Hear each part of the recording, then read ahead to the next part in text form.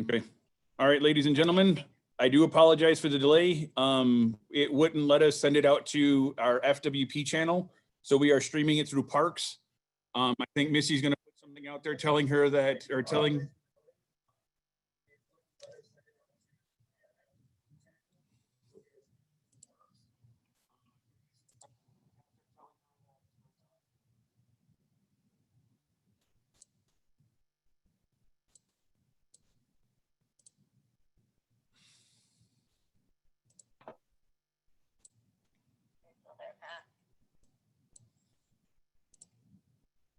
Yeah, I'm still here. All right, so like I said, I do apologize. This is now streaming on the Parks. Missy's going to put something out there saying it's on Parks, and we are live on YouTube. Okay. Thanks, Matt. Let's go ahead and get started, everybody. And the word will get out where people can pick up on the channel. Let's go ahead and everybody stand in their respective spots and we'll say the Pledge of Allegiance. I pledge allegiance to the flag of the United States of America and to the republic for which it stands, one nation under God, indivisible, with liberty and justice for all.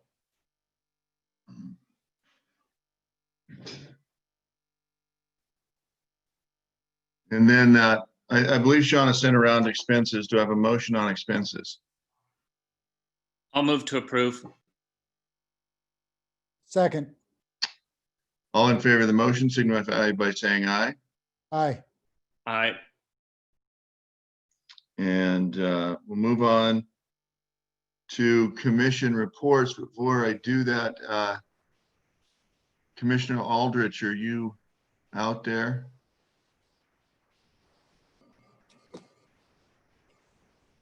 He's listed. I am here. We can't see you. Your video's probably been turned off, Tim. I think if you cursor over the lower left part of your screen, you'll see a little camera. There you go. All right, now everybody's here. Welcome. Tim, I'll go ahead and start with you. For commission report. Now that you got me, Mr. Chairman, I appreciate that. I thought quite a while about what I was going to say this morning, and I finally came up to the bare facts, and that is basically I've been staying very close to home.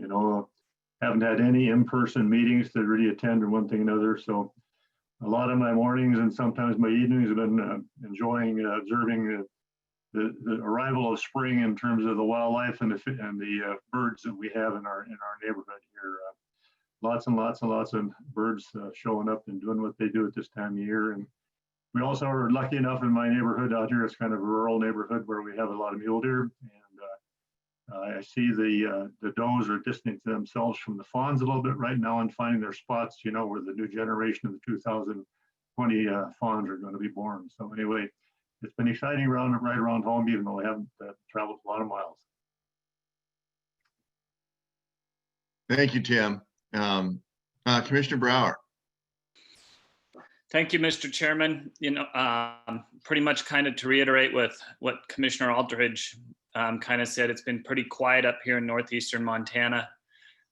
Primarily, well, I guess it's probably quiet because of the relative uncertainty as to the current environment of which we live in. And also I think primarily the focus has been seeding and ranching. So it seems that's been going pretty well. And as always, moisture is always welcome. I don't think it can be said enough, but I would just like to reiterate thanks to the department for the work that they've done to maintain some sense of normalcy in these uncertain times. Both kind of mitigating life through this COVID virus and minimizing the impact that it has, all while still maintaining that outdoor tradition that we all love in the state of Montana. Personally, I'm excited that tomorrow I can officially sign out for the 2019-2020 school year. It's definitely been a year to remember, and I'm ready to chalk this one up and move on, hopefully, to some sense of different settings as it has been those last few months. But once again, I would just like to thank everybody throughout all the vast different employments or whatever people are doing, just to maintain as much normalcy as they can. And with that, I'll close, Mr. Chairman. Thank you, Logan, and special thanks to you and all the teachers that have continued to maintain their duties and work through this. I have quite a number of friends that are school teachers, and I'm just amazed at how disciplined and how hard they're working to try and provide some measure of education in these tough times. Thank you, Logan, and hopefully you'll be able to have a good summer. I appreciate Commissioner Byard.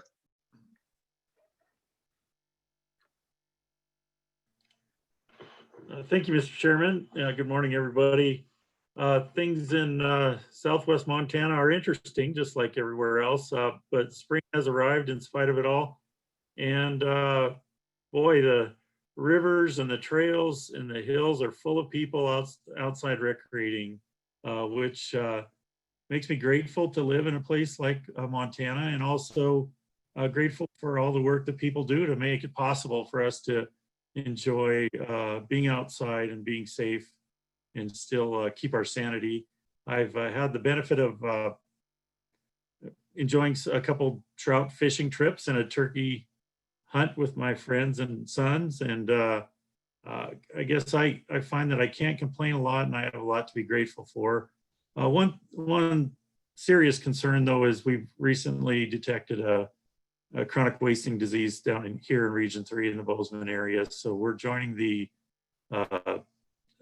club, so to speak, and I know the staff is working hard to set us up for further surveillance and to help do our part to contain it. So with that, I guess that's what I have for you. Thank you, Commissioner Byard. Commissioner Stuker. Thank you, Mr. Chairman. I'd like to start off by congratulating Quentin Cugelo for his recent appointment and look forward to working with him in that position. I think he'll do an excellent job. As like the others, commissioners, things have been a little slow. I did attend an Upper Missouri River CAC meeting by Zoom. Most of it I had to sign off before it was over, but there was some very good discussion there by the committee members, the department. I thought Adam did an exceptional job of running the meeting. Couple of things, though, that did come up that I think the commission needs to look at, and Eileen did bring this up when we approved it. The CAC members, we only put in for a one-year term and one meeting. And both of those are problematic. Now, I know Adam and the CAC have already scheduled a second meeting for this year, which they need. But I think at some point, the commission needs to go in and look at possibly putting in 3-year staggered terms. Now, there's nothing saying that these individuals cannot reapply each time and each year and the commission approve them. But I think for consistency, if we had staggered terms in there. The other thing is, as my dad always said, north of Highway 2, we're about 1 day from a drought. And that's, again, this year, the same thing. We've got very little moisture up here. The dryland hay is pretty much gone. I don't think we'll be cutting that, but yet there was a lot of snow in Canada, so their creeks are running good and the irrigation is good. And that's all, Mr. Chairman. Thank you, Rich. I'll try to send some of the rain we had down here your way. The same, I've had a fair bit of interaction with staff over the last little bit, just as things come up. We had some work on a 454 agreement that unfortunately fell through. The landowner backed out, so that was disappointing. But we hope to continue discussions about some other opportunities. Just kind of touch again on what others have brought up, is that as we go through this time and I look at people utilizing our wildlife management areas or different trails, and you think about all the people that are utilizing their Smith River permits or trying to pick up Smith River permits that others have handed back. I think every Montanan should be extremely grateful for the work of the members of the Fish and Wildlife Department and all of our park staff and members. We're so lucky to have all this opportunity to go out and maintain some measure of social distancing in these areas and still be active. And so you never know how many people are listening that aren't staff, but all we ever hear is criticism of the department. And I sure hope that as folks are out there using the wildlife management areas and the parks and these other opportunities that we provide, utilizing their dollars, that they're grateful for the efforts of these great people. So with that, I'll turn it over to the director for her report. Thank you, Mr. Chair, and good morning, commissioners. It's nice to see your smiling faces up on the screen. And as we transition to more of these Zoom meetings, just appreciate you stepping up and finding ways to continue to meet, even if we can't do it in person. And I'll add to all of your comments that I'm feeling incredibly grateful. One, for being able to get outside and living where we live. And two, more importantly, I'm grateful for the depth of our team at Fish, Wildlife, and Parks. Everybody has really rolled up their sleeves and pitched in to make sure that we continue to serve the public the best we can and provide, really, actually, I should say instead, really strive to meet our mission in uninterrupted fashion. So in that light, the governor has asked that we move to phase 2 in June 1. I don't anticipate we will be able to get our front lobbies open by June 1. I think likely that week. We are also working on getting visitor centers open as well. We will continue to encourage staff to work remotely, but the work is, I'm seeing a lot of work is getting done, and we're learning just how efficient everybody is without having to be in the office. And field work has largely gone on uninterrupted as well. So that's just great to see.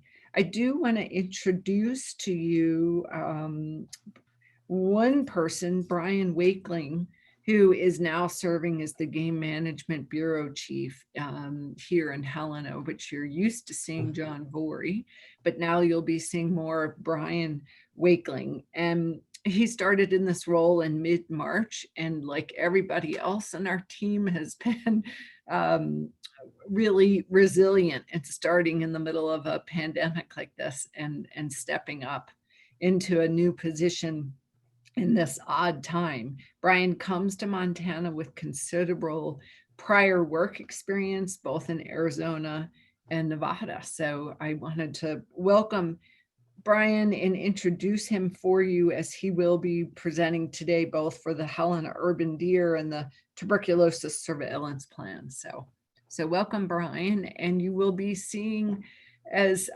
Commissioner Stuker noted, you will perhaps be seeing less of Quentin Kujala, but working with him in a different capacity as our new Chief of Staff. So that's all I have to report. And again, glad to see you all. Thank you, Director Williams. Before we move into our first agenda item, I want to remind anybody that's listening, that's waiting to comment on a particular agenda item, that hit *9 and your hand will be raised, and the queue will list you. And when it's your turn, when you've been clicked on and recognized, your microphone will be unmuted. And as if, along with normal procedure, please state your name and where you're from and whether you're involved or representing any particular affiliations. The first item I have on the agenda is from enforcement, and it's a change to mountain lion hunting regulations to make reporting township range and section mandatory.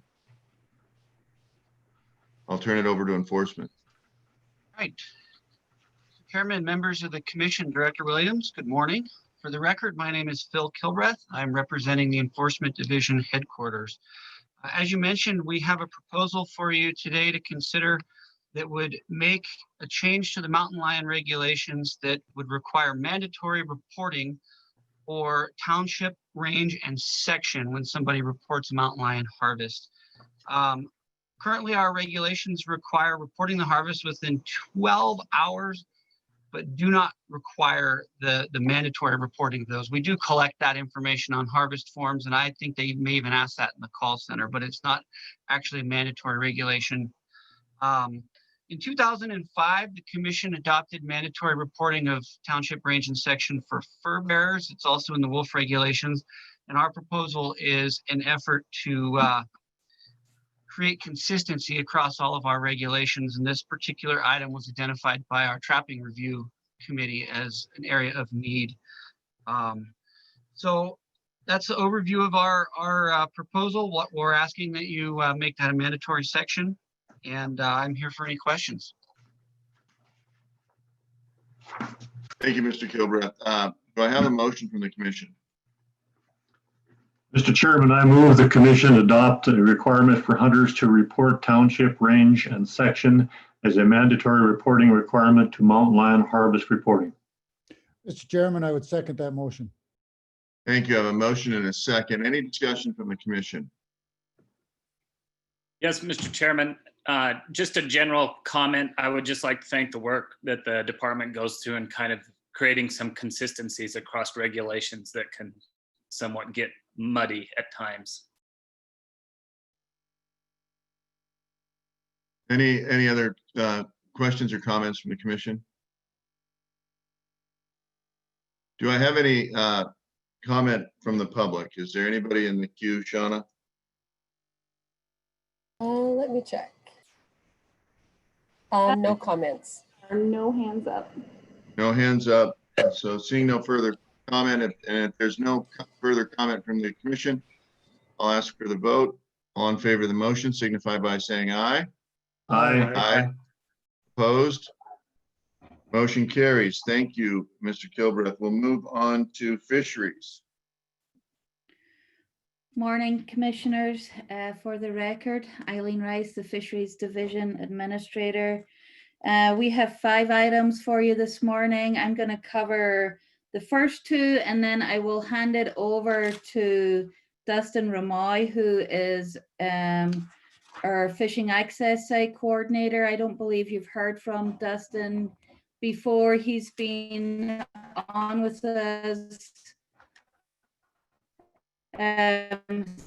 Seems like a long time. Did respond, so he's going to talk to you today about our 3 FAS items.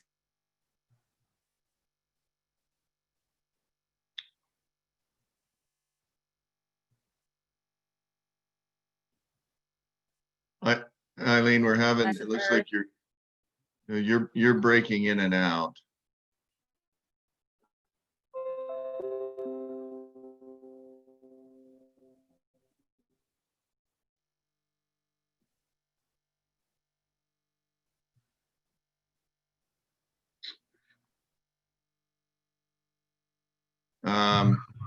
Is aware that she's having some technical difficulties.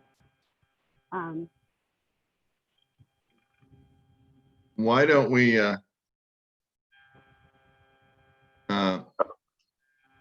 you there, Eileen? Can you hear us now?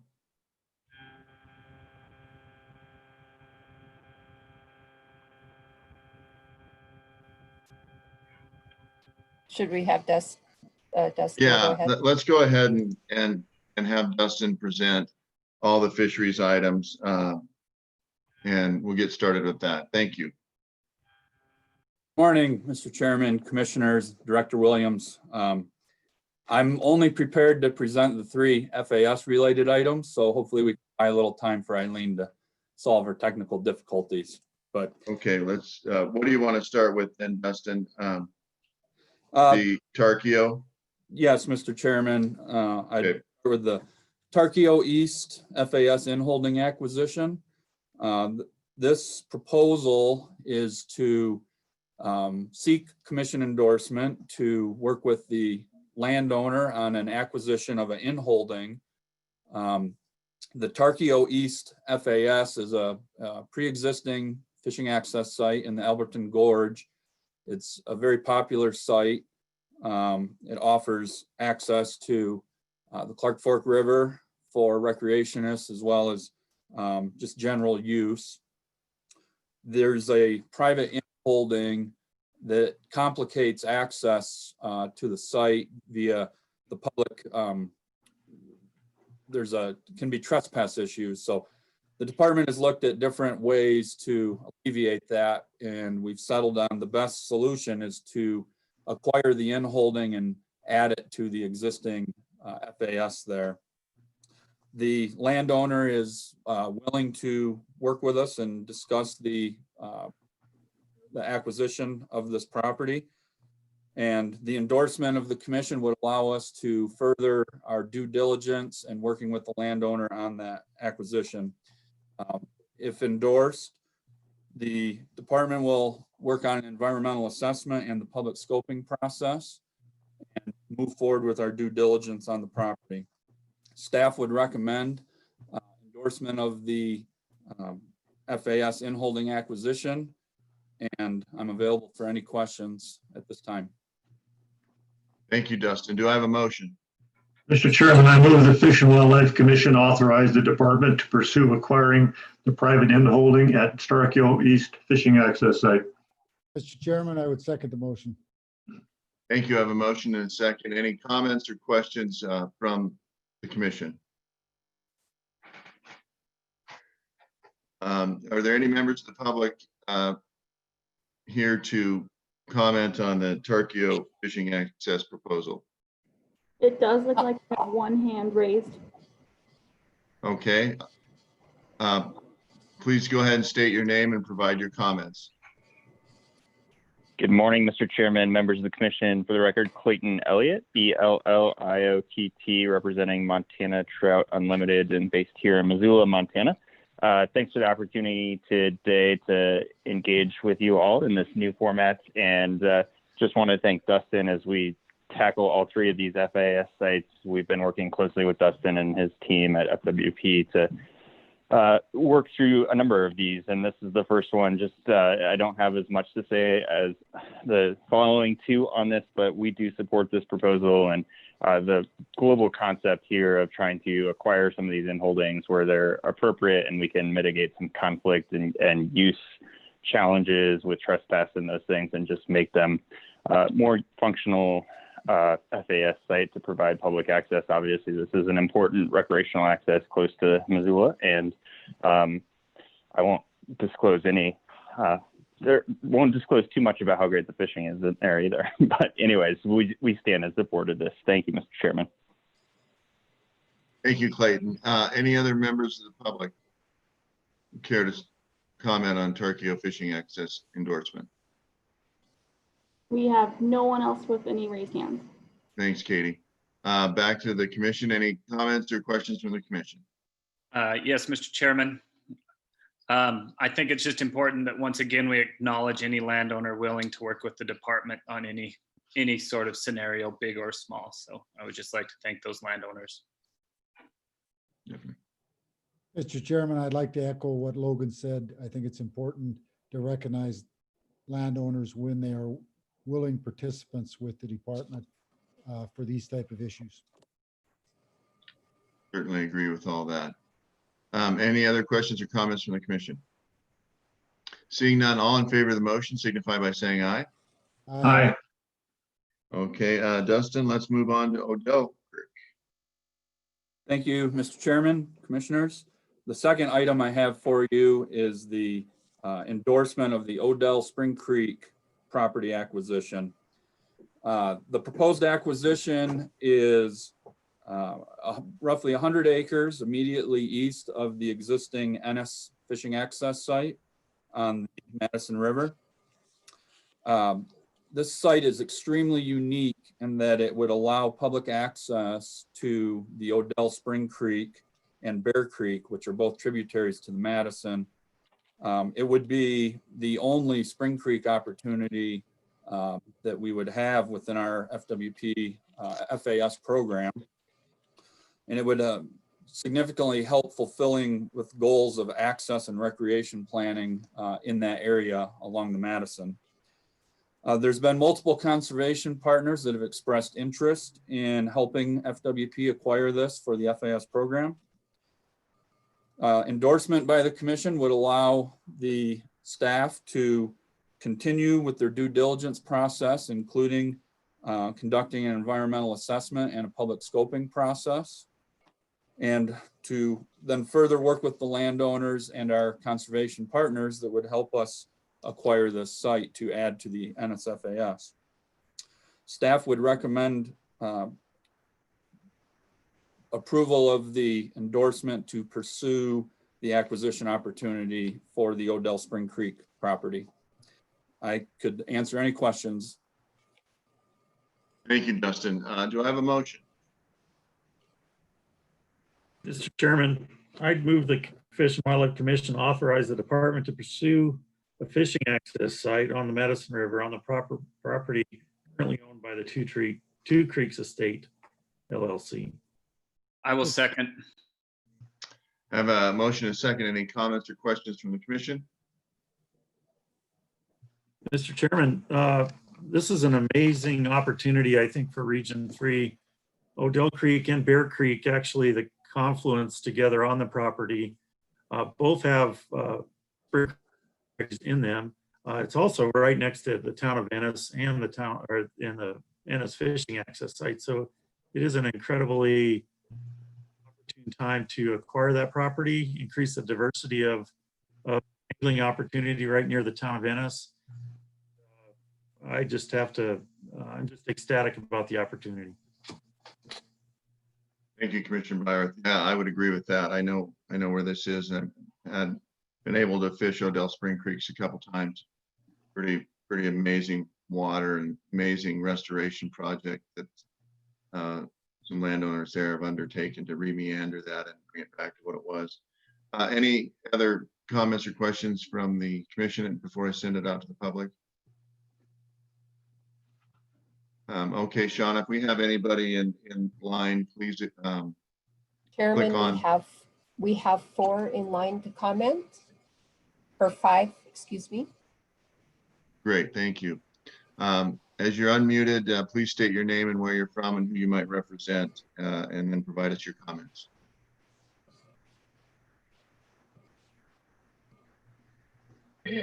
Go ahead, John. Hello, Hello. this is Kris and John Hauck at the L Western in Ennis. Good morning. Good morning. Good morning. Yeah, we own the All Western property, which is adjacent to the land that is in question here. And we do have some concerns. One is the property lines come right up to our backyard, to not only our home, but also to our cabins. So we're concerned about trespassers. We're also concerned about the fact that if this becomes a public land, then hunting will be more prevalent. Again, shooting right in our backyard is a little unnerving to us. Another issue that we are concerned about is that fishery, the Odell, is a very special habitat area. And it would be, I think it would be dangerous to the habitat for there to be a lot of people trying to fish on that creek. Right now, we have an agreement with the neighboring motel, the Rainbow Valley, and the landowner that we can control the number of people that fish that, and we control that with 4 rods per day. And that's all we allow on the fishery. Any more than that, then it starts to get a little jumbled up. And they charge, we charge $60 and we pay the landowner a portion of that fee. We get a very small amount. So our concern is that we want you to take a real good hard look at this option here. If it does go through, we would like to have a say in perhaps purchasing a buffer area behind our property so that we can try to minimize the number of trespassers. And if that happens, there's not a whole lot of Bear Creek to fish on there, and Bear Creek isn't a very good fishery. Right now, if you looked at it, it's got a lot of runoff and it's muddy, and it runs into the Odell right there by the highway. And so from that point on, the Odell is no longer a really true spring creek. So anyway, those are some of my comments. Hope you take that into consideration. Thank you, Mr. and Mrs. Hauck. I'm sure that as Region 3 and folks work through that, they'll be in touch with the Haucks and any other neighbors and landowners that will be affected and open discussions with them. And appreciate you taking the time to get on today and share your concerns. It's important for the commission to understand the impacts it could have on others, because we want to be good neighbors. Further comments from the public? Good morning, Mr. Chairman, members of the commission. Again, Clayton, Elliot, ELLIOTT, here today representing Montana Trout Unlimited. Just wanted to, again, thank Dustin and his team for bringing this proposal forward. Obviously, it is a proposal for endorsement, and there are a lot of opportunities moving forward to talk through what this could look like. But I do want to just underscore the significance of this proposal and this opportunity, I think, both for the FAS system and for anglers and for the educational opportunity it also presents. Mr. Chairman, as you mentioned, there's a great deal and amount of work that have gone into Odell Creek to bring back the quality of fishing and opportunity there, but also the importance of a spawning tributary to the Madison in that section. I think that this, as we went through the process of acquiring Big Arm State Park and the real crown jewel of a park that is within the state park system, I think this is an equal opportunity within the FAS system to both tell an important story about restoration and wild trout conservation, but also to provide a world-class fishing opportunity for Spring Creek within the FAS system for the members of the public, not only here in Montana, but I think across the West, a unique opportunity. So there's a lot of roads still to go down on this project, and we look forward to being involved and included through that process and engaged with our membership, both in the Bozeman area, Butte area, local chapters there. And certainly, I think even something like this would attract interest from national TU partners and members as well. Again, we know the price tag will be steep, and we know that there will be a lot of work to still be hammered out as we go forward. But I think this is such a tremendous opportunity to highlight the importance of the FAS system and the importance of equal opportunity for all Montanans to fish something like this, as well as that educational and restoration component. So we're excited about this. Look forward to being involved and engaged, and recognize this is one step in many as we move forward. So I hope that the commission will look favorably on endorsing this and going out through the process of engaging the public and adjacent landowners like the Haucks and others as we find an opportunity to make this a reality. Thank you, Mr. Chairman. Thank you, Mr. Elliott. Further public comment? Mr. Chairman, this is Mitch King with the Montana's Outdoor Legacy Foundation. I'd like to express my endorsement and the endorsement of the foundation for this project. I think it's a great opportunity, and the foundation will commit to working with Fish, Wildlife, and Parks and other organizations like Western Rivers and others to help make this a reality, as well as working with the landowners to take care of the issues that were previously discussed. Thank you. Thank you, Mr. King. Further public comment? Good morning, commissioners. This is Nick Gevock with the Montana Wildlife Federation, and in the interest of brevity, I just would like to echo Clayton Elliott's comments, and add that just over a year ago, I had the good fortune of touring the private ranch in which the restoration of Odell was conducted with Jeff Laszlo, the owner, and it was amazing the pride he took in that project and what they did. And, that was one of the projects that Alex Diekman, those of you who knew him, worked on. And, Alex's conservation legacy of more than 90,000 acres secured for the public. And Alex said before he passed away, unfortunately, in 2016, that was the proudest of all the projects he worked on. So I just hope we can move forward with this project and get this done while also listening to the adjoining landowner, because of course we want to be good neighbors and good stewards of that. So we give this a hearty me too and hope we can get this done. Thank you. Thank you, Mr. Gevock. Any further public comment?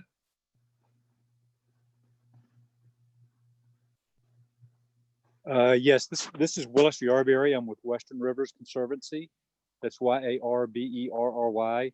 We too are very supportive of this acquisition and intend to be transactionally involved. And we look forward to working with both the agency and particularly with the adjacent neighbors on the appropriate plans and use for this property. Thank you. Thank you, Mr. Yarberry. Appreciate you commenting on this project today. Any further public comment? Chair Colton, members of the commission, that's it for public comment. Thank you, Kaedy. I'll turn it back to the commission for any questions or comments they may have.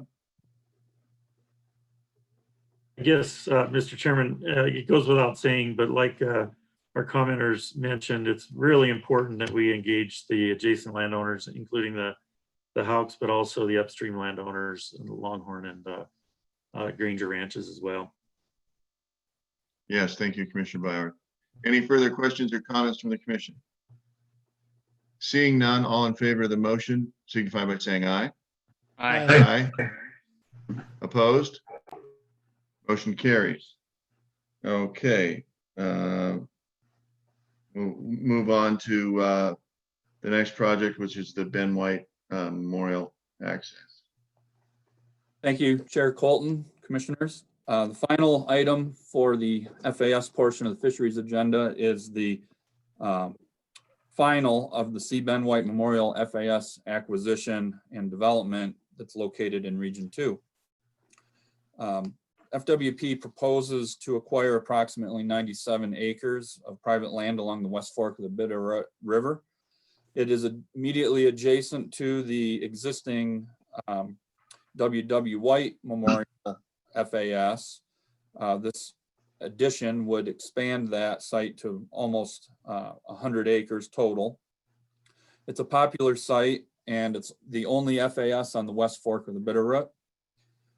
The proposed FAS would share some frontage with the adjacent national forest lands, which would then permanently protect access for recreation and wildlife values in the area. Some of the developments on the site would include expanded day use improvements, as well as a small campground with just a few campsites and some river bottom and upland parking areas for access, including a couple of vault latrines and walking trails in the upland area. A draft environmental assessment was issued in February and made available for 30 days worth of comment. We did receive 24 emailed comments from 19 different individuals and 5 different groups. The summary of those comments are that there was 22 commenters that supported the acquisition. There was 1 comment that opposed the acquisition, and there was 1 comment that did not state either opposition or support for the acquisition. Staff would recommend that the purchase and development of this site be completed, and I'm available for any questions. Thank you, Dustin. Do I have a motion from the commission? Mr. Chairman, I move the commission approve FWP's proposal to purchase and develop C. Ben White Memorial Fishing Access Site in Region 2. Mr. Chairman, I'll second. I have a motion and a second, and any questions or comments from the commission? I just want to say that, from my experience, this is a great location to augment what we have there and provide also access to the national forest. And this is a real cooperative venture as far as I'm concerned. It serves a lot of people for a lot of different uses of public resources. So it's a great effort in my mind. Thank you, Commissioner Aldrich. Any other questions or comments from the commission? This is a little different than the last two, which were endorsements. This is farther along, and EA has been done. Is there any comment from the public? Chair Colton, we do have a couple of comments. Okay, go ahead and acknowledge those folks.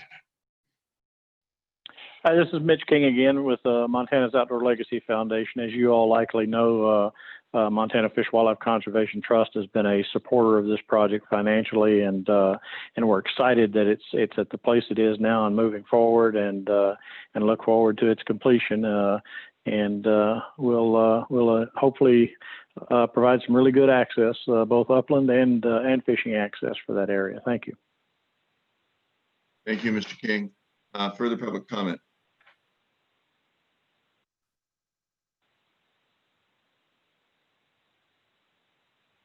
Thank you, Mr. Chairman, members of the commission. Again, Clayton, Elliot, Montana Trout Unlimited. I'll be brief since this is the final and we've been involved and engaged throughout the process. Just wanted to offer our support. I think this is a great opportunity on the West Fork to augment the total recreation opportunity that's provided there. So thank you for the opportunity. Thank you, Mr. Elliott. Thanks for your work on the project as well. Any further public comment? Chairman and members of the commission, this is Noah Marion, Marion in Bozeman, representing Montana Wilderness Association. And just in the interest of brevity, I'd just like to say, express MWA's support of the project, which is going to expand, recreation access to this incredible river in the Bitterroot Valley. Thank you for your time. Thank you, Mr. Marion.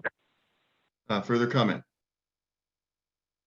This is Kyle Barber, Conservation Director at Bitterroot Land Trust. I'm the project lead here at the Land Trust for this project. Been partnered closely with FWP staff for a few years now on the development of this great opportunity. First, I just wanted to express my gratitude to the FWP staff that we've worked with. They've been amazing and great partners. Randy Arnold, Dustin Ramoy, Tori Ritter, Rory Zarling, Mimi Wallach, Sharon Rose, and many others have just been great to work with. This fishing access site has been the vision of a private landowner and her deceased son for a few decades now. It's well over 15 years in the making, and we're really grateful to them for sticking through this long process and getting to this point. We're really excited to be here. As already discussed, this acquisition is an opportunity to permanently secure a very popular and well-loved fishing access site in the Bitterroot that's currently leased, but threatened should another landowner take ownership of the property. And so this is a great opportunity to acquire and make this a permanent amenity for people here. It's also a great opportunity to expand the recreational uses of the site, including hunting, hiking, picnicking, wildlife viewing, biking, horseback riding, camping, and many others. So it's truly a diverse fishing access site. The community response that we've received has been overwhelmingly positive, both through our office, through the public comment phases, and through our meetings with various other recreational user groups. Now more than ever, it's apparent how important these types of multi-use recreational opportunities are. And so I just want to thank FWP again for taking the opportunity to capitalize on this opportunity from a landowner and encourage you to support it. Thank you. Thank you, Mr. Barber. Any further public comment?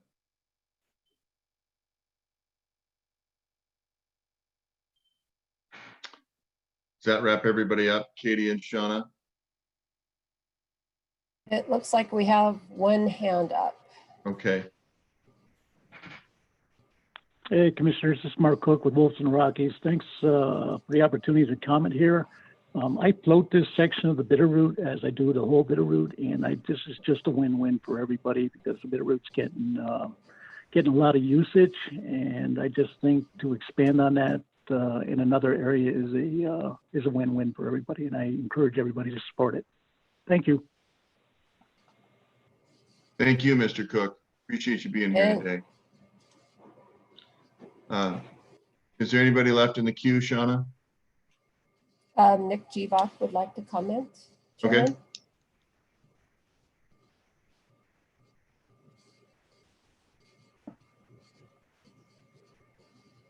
Maybe. Go ahead, Nick.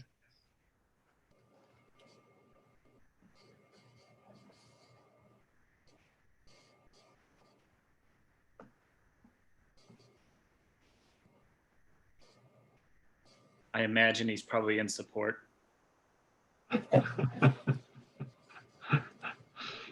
Mark Nick down as opposed to this project.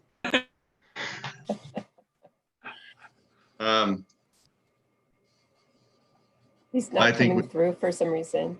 Okay, I think we know Nick would be in support. We appreciate you being there, Nick. Let's go back to the commission. Any further comments or discussion from the commission? Yes, Mr. Chairman. I just wanted to make a confirmation. I believe I heard that this has been a process that's 15 years in the making. Was that correct? Did I hear that? Yes, at least 15 years in the making. Okay. I just think that needs to be noted, and just congratulate everybody on the commitment towards these projects that span multiple people working in the department, and just the commitment to important projects. So good work, everybody. Certainly. Thank you, Logan, for those comments. Any And further Mr. comments or questions? Mr. Chairman, I just want to express my gratitude and I'm sure the gratitude of the commission to the landowner who's made this happen. Certainly. Thank you, Commissioner Byorth. Okay. There's no further comment. I'll call for the vote. All in favor of the motion signify by saying aye. Aye. Aye. Aye. Opposed? Motion carries. Are you back with us, Eileen? I think I'm back. Can you hear me? Yes. Okay, let's go ahead and jump into Lake Placid. So sorry about that, but luckily I had my my backup quarterback Dustin to fill in there for a while. So just starting again on the Placid Lake emergency fishing regulation. This is in Region 2. This is a final item as an emergency regulation. Earlier in the month, unfortunately, staff detected or captured a northern pike during regular routine monitoring on Placid. Due to the suitable habitat conditions in Placid, we're very concerned about the high potential for this population to expand. Currently in Placid Lake, we've got good populations of kokanee, largemouth bass, West Slope cutthroat trout, and bull trout, all of which could be significantly impacted if the northern pike population were allowed to become established and take over. So similar to what we've done on other locations, we're proposing mandatory catch, kill, report, and turn in regulations for northern pike and Placid. The data from this would then help us identify the source, the population size, and viability of the population, which could then be used to develop a management strategy. The edible portions of those fish that get turned in would be returned to the angler. So for now, the department recommends approving mandatory kill, report, and turn in regulations for northern pike and Placid Lake. Thank you, Eileen. Do I have a motion from the commission? Mr. Chairman, I move the commission approve a mandatory kill, report, and turn-in fishing regulation for northern pike for Placid Lake. I'll second. A motion and a second. Comments or questions from the commission? No, there's just, we're seeing too many of these, the Bitterroot Lakes, and it's too bad. And we got to take every reasonable measure we can to figure out what's going on and also halt, what's going on with that addition to the fishery in Placid Lake. That's a marvelous, marvelous fishery and connected to other places that are also marvelous. So this is really important as far as I'm concerned. Thank you. Any further comments from the commission? Question? Mr. Chairman, quick question for Dr. Ryce. The edible portions are given back. What does the department do with the other portions of the fish that they keep? Chair Cole and Commissioner Stucker, that's a good question. And one of the things we will look at is the otolith, which is a small ear bone in the fish, and the staff are able to do microchemistry on those. And then that helps us identify where the fish came from. And we're also able to look at the age of the fish, stage of life, things like that. And all of that information will help us identify where these fish are coming from, and also give us an idea of, is it, what sort of status is the population in? And we've done this similar in other areas. We've done it on Lake Mary Ronan with northern pike, walleye, and Swan Lake, brown trout in the Kootenai River. Those have all been done recently, and that information is really helpful as we develop our management strategy going forward. Thank you. Yeah, thank you, Eileen. Any further questions or comments from the commission? Okay, and a reminder to the public, you of course hit *9 to raise your hand. When you're called upon and you see that you've been unmuted, please state your name, where you're from, and if you are affiliated with any organizations. So go ahead and take public comment. Good morning, Mr. Chairman, members of the commission. Again, Clayton Elliot with Montana Trout Unlimited, based here in Missoula. Just wanted to offer our support for this emergency regulation. I wanted to thank Eileen and her staff for getting on this quickly. I think that this is an unfortunate scenario, and while maybe in the best case scenario, this is a fish that since pike are already in that Blackfoot Clearwater system, that fish somehow found its way in Placid Lake. But I think the precedent here, as you've heard from other locations, this continue, whether it's Lake Mary Ronan or Swan Lake, et cetera, where we have these instances where these non-native invasive species are finding home in these waters, to take quick action and decisive action early to be able to prevent established populations from occurring that, down the road could potentially establish constituency and then have support for being there long term. I think that this is an important message to be sending, that we're going to take serious action to prevent those scenarios from happening. So we wanted to stand by and support this. I think it's the right decision. Thank you, Mr. Chairman. Thank you, Mr. Elliott. Further public comment? Chair Colton, members of the commission, that's it for public comment on this item. Great, thank you. Turn it back to the commission for any follow-up questions or comments. I just wanted to make one additional comment, and that is in correcting my own mistake. I think I said Bitterroot Lakes, and I really meant the Thompson Lakes chain. Okay. Thanks, Tim. Okay. All in favor of the motion signify by saying aye. Aye. Aye. Motion carries. Okay. Wild River. Our last item is a Wild River conservation easement. This is in Region 1, and this is a final item. And before I start, I did want to mention that we do have Kris Temple, our habitat biologist in Region 1, available for questions. And we also have Mitch Doherty from the Wild Ground Foundation, both of whom have been essential part of this project, bringing it to you today. So the proposal is to purchase a conservation easement on 50 acres along the Kootenai River. The property is owned by the Vital Ground Foundation. This is an important area for grizzly bear recovery and provides important habitat for white sturgeon, bull trout, and Canada lynx.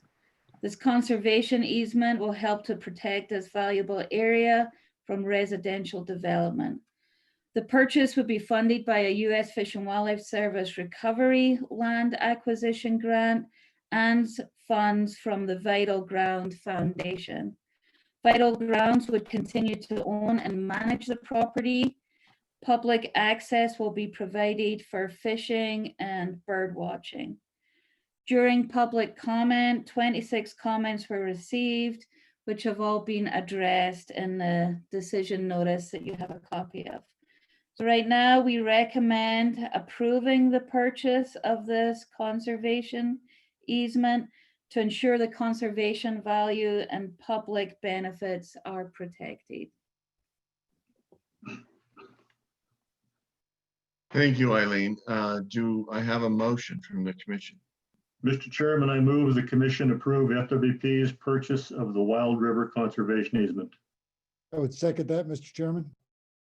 I have a motion and a second. Any questions or comments from the commission?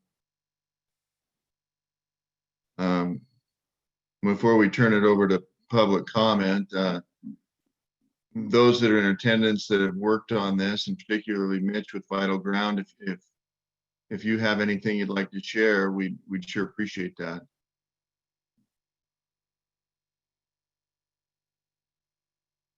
Mitch Doherty with the Vital. Good morning, Commission. This is Mitch Doherty with the Vital Ground Foundation. I'm the conservation manager with the Vital Ground. We're a land trust based out of Missoula that works to conserve and connect habitat for grizzly bears and other wildlife. I'd like to thank you for considering this project. We're really excited about it. It's been a long time coming. In 2011, Vital Ground began making conservation investments in this area to protect this critically important wildlife corridor.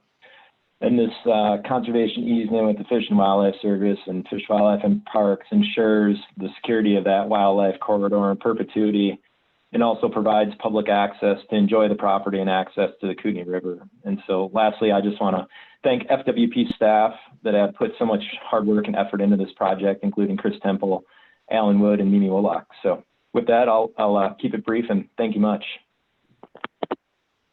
Thank you, Mitch. We sure appreciate the work the Vital Ground does and for partnering with us on this.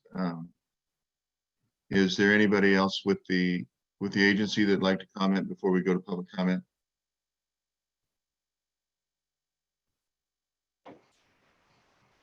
Okay, I'll go ahead and take public comment.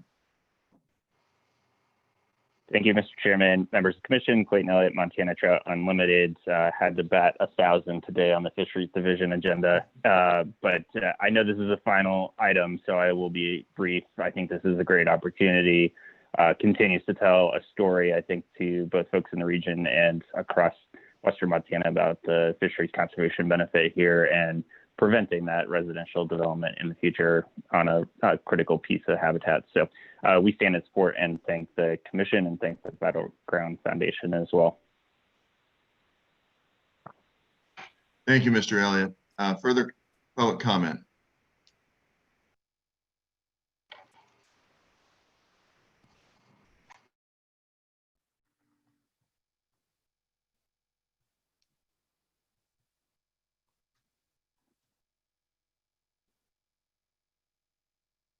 Nick, are you there? Are you able? Sorry, Chairman. It looks like we have one more comment ready.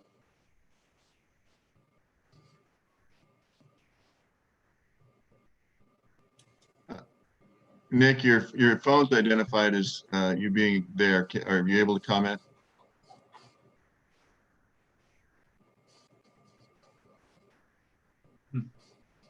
We're having technical difficulties. We appreciate you appearing, Nick. We know that you're being in support of this, and of course we appreciate you attending. Is that it then, Shauna? It was Nick the last person to comment in the queue? Yes, Chairman, that was all that we had for that particular agenda item. All right, I'll turn it back to the commission for any further comments or questions. Mr. Chairman, if I could, I noticed in the comments that a few people that were opposed were under the impression that this would take the property off of the county tax rolls. Would Eileen or Dr. Rice or any of the other folks like to speak to that question? Chair Colton, Commissioner Byerworth, if we have either Kris Temple or someone from Lands on, they would probably be better able to answer that question.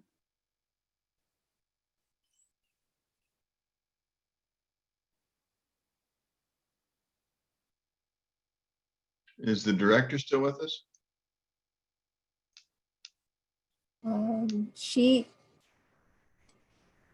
Chairman? Yeah. She had an EQC meeting that she was going to attend, and I believe that Quentin Kujula would step in. Oh.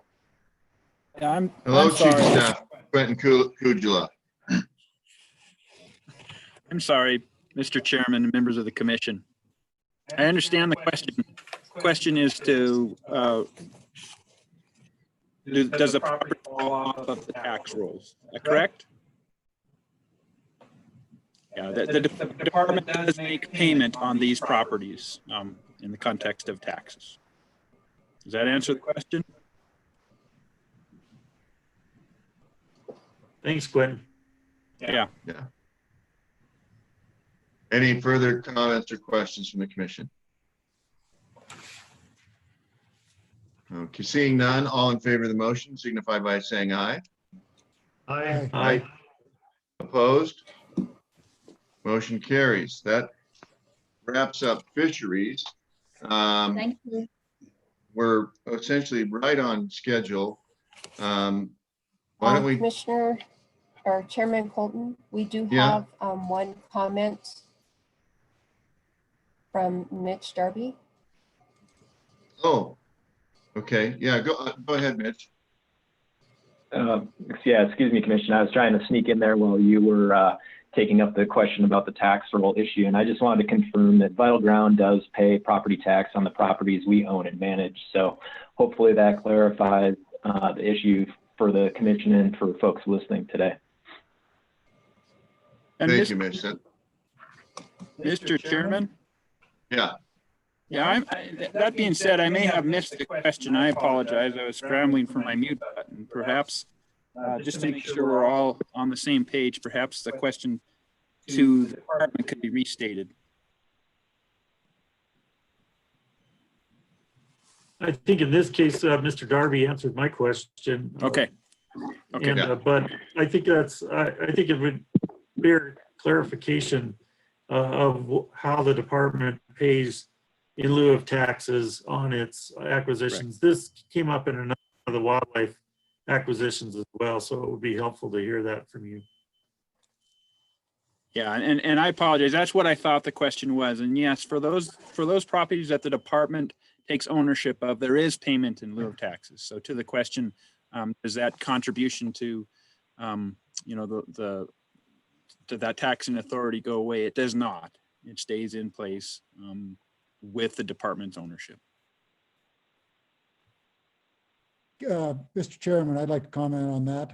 I hate to disagree with Quentin, but my understanding is there is no change in the tax structure.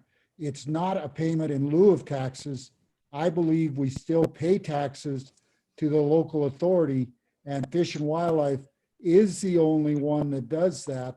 The others are, like BLM and Forest Service, they are payments in lieu of taxes. And what the difference there is in a payment in lieu of taxes, it is spread across the whole state based on population. Whereas if we're paying property tax, it goes to the local area and they still maintain their tax base. If I am wrong there, I would like legal or somebody to step in. Mr. Chairman, Commissioner Stuker, no, and I understand that Commissioner Stuker is right. I apologize for the vocabulary that I use. That is my understanding, Commissioner Stuker, that we do pay taxes. We've got a, the commission meeting will continue, and I'll go ahead and check that, but that is my understanding. I apologize for the vocabulary that I used. I'll confirm that, and hopefully we'll get back to the commission before it concludes yet today. Thank you. Yep. But for clarification on this particular project, we're just securing an easement on vital ground. And so vital ground still owns the property. It still has the obligation of the property tax and stuff. And the conservation easement that we have secured in no way removes that property from the tax roll. People like to spread that misinformation around at times to challenge these easements or acquisition of land and opportunity for access by fish and wildlife. So, and park. I apologize for missing the question and starting this whole subsequent trail of discussion. My apologies. It's a great start in my new position, isn't it? Hey, we've got plenty of time, and we're always forgiving. We're a kind and forgiving bunch, Quentin, especially with you. Appreciate that. Thank you. As we move to wildlife, why don't we take 5 minutes or so? I want to get some more coffee. Everybody remember to hit your mute button if you're going to be roaming around your house for the next 5 minutes, and we'll pop back on here at about 10:15 or so.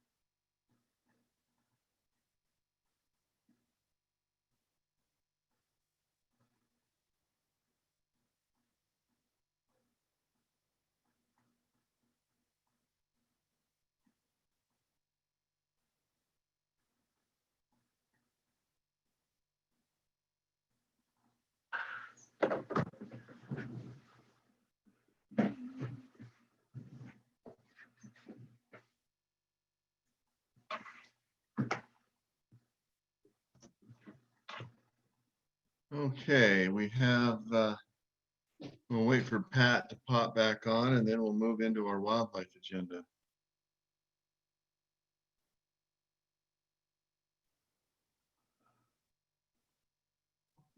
Mr. Chairman? Yes, Quentin. I would like to make a quick statement to clarify that last discussion if you have warrants at some point in the remainder of the meeting. Well, let's go ahead and do that right now. Okay, and that clarification is Commissioner Stuker said it correctly. The department does pay taxes on property that it owns. And then it was also said correctly that property with a Fish, Wildlife and Parks easement on it, that landowner continues to pay taxes on that property. So again, sorry for the confusion, and hopefully that addresses the questions that were asked and that I subsequently inadvertently raised. Thank you. Maybe it's not germane here, but I think there's also the fact that a conservation easement on someone's property that precluded certain types of uses of that property might change their property evaluation, for tax purposes.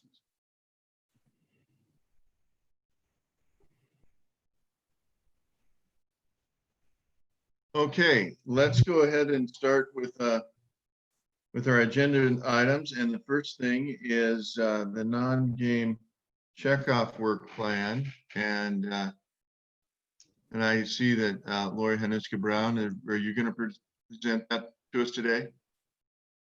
I am, Chairman. Can you hear me okay? Okay, good morning, Chairman. Thanks. And good morning, Commissioners. This is a pretty straightforward agenda item for preliminary approval of the Wildlife Division's expenditure of the annual allocation for non-game tax checkoff. So this is the contribution that you can make on your taxes when you file those each year. Contributions since the beginning have ranged from 20 to 50,000 per year, but they average about 30 to 40. We've seen very little jump or change in that in the past few years. So we operate on the assumption that we'll receive that same amount. I do not have a final amount from 2019. I don't know exactly when we'll receive that, as the deadline has been extended for filing. But with this in mind, as shown on the cover sheet, we have allocated or proposed to spend $40,000 in the way stated there. It's pretty similar to years previous. $10,000 is match that we provide to federal funding in the form of state wildlife grants, and that's to support the statewide avian conservation coordinator position. That's Allison Bagley currently, and she spends her days coordinating conservation work, monitoring inventory for non-game birds across the state, and that's within our own staff and regions as well as within partners. $20,000 of that contribution money would go to inventory monitoring and conservation of species of conservation. And in large part, we collect information on where those species are and the health of populations. That includes things like bats and a variety of bird species and small mammals and whatnot. We have a University of Montana postdoc right now who's been analyzing the efficiency and effectiveness of those efforts across the state. And we're proposing to renew that contract for another 2 years for her to continue to look at those sorts of efforts, as well as add some new components of looking at how our habitat management and our conservation actions actually are benefiting species, again, to make sure that we're being efficient in our expenditures. That money, again, is typically used to match state wildlife grant funds or other federal funds. So we go for the biggest bang for the buck with this small amount of money that we get from the tax checkoff. $5,000 per year has been contributed for the last few years to wildlife viewing projects. Certainly wildlife viewing sites have become increasingly important in this current unprecedented time that we're in with folks wanting to get outside. We're currently working on 2 projects, one in Region 2, which is a partnership with the Bitterroot Land Trust. And a second project is with the Clark Fork Waterfowl Production Area in Region 5. And those types of projects are to build viewing platforms, to restore native plants for pollinator gardens, improve trails and whatnot for bird watching. And the fourth proposed item there is a $5,000 competitive graduate student stipend, and that's specifically to encourage and promote graduate projects that are focused on non-game conservation. In the past number of years, we've promoted or supported projects to work on bats, to work on riparian restoration. The most current project that's being funded for this year is removal of conifers and aspen stands and looking at those impacts to songbirds. With that said, the plan is to finalize this in June if there's room on the agenda. So this is just a preliminary endorsement of this proposed funding, and I'll take any questions. Thank you. Do you have a motion, or do any of you have questions or concerns before a motion? I'll make a motion. Mr. Chair, I move the Fish and Wildlife Commission tentatively approve the proposed non-game tax checkoff work plan for fiscal year 2021. Second. I'll second the motion.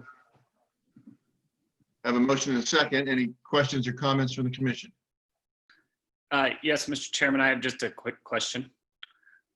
So does this account have just kind of a cushion into it in case there's some unforeseen year in which some of this funding doesn't come in, that some of these types of projects can continue? Or is it just a yearly revolving account, if that makes sense? No, that's a good question, Commissioner Brower, and you are correct. There is a cushion typically there because funds didn't get spent in the year that they were allocated, or simply because we typically budget for about $40,000 of expenditures. But as I said, the money that comes in fluctuates year to year. So we kind of operate with about a $40,000 budget, knowing that some years there's actually a little bit more in contributions. And in years past, even before I got here, there was a buildup that still remains to date. So we could go big one year and spend maybe $80,000 and reduce that balance, but we choose to leave that there in the event that we have a poor tax contribution year, as you've indicated. Thank you for that. Good question, Logan. Any questions or further questions or comments? Are there any members of the public here to comment on the non-game checkoff? Chair Colton, members of the Chairman. commission, no public comment on this item. Back to the commission. All in favor of the motion signify by saying aye. Aye. Aye. Aye. Opposed? Motion carries. Thank you. Thank you. Looking at my agenda, we've got the Helena Urban Deer Plan. And Brian, are you going to be presenting that to us? Good morning, Mr. Chairman, members of the commission, Director Williams. Yes, I will be presenting that, and I'd like to thank Director Williams for the introduction she provided. I'm relatively new to Montana, but I've spent 26 years working for the state of Arizona for the Arizona Game and Fish Department. Most recently with Nevada, spent 5.5 years there, and I had the opportunity to serve as a game chief in both of those states.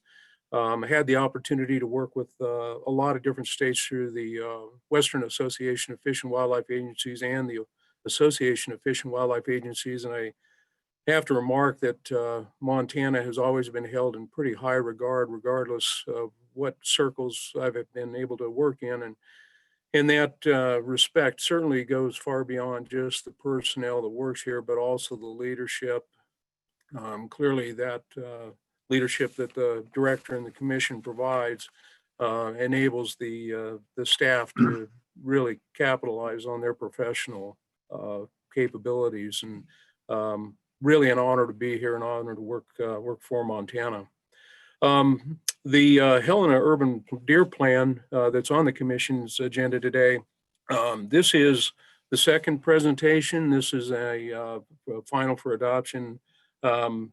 The initial presentation was held back in January, and I would like to point out that there may be some representatives from the city of Helena on the line or available today. I have not had confirmation, but they did originally indicate that they may be available and may be willing to comment if there were any questions, but I can't guarantee they're here.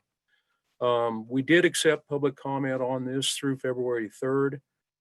this year.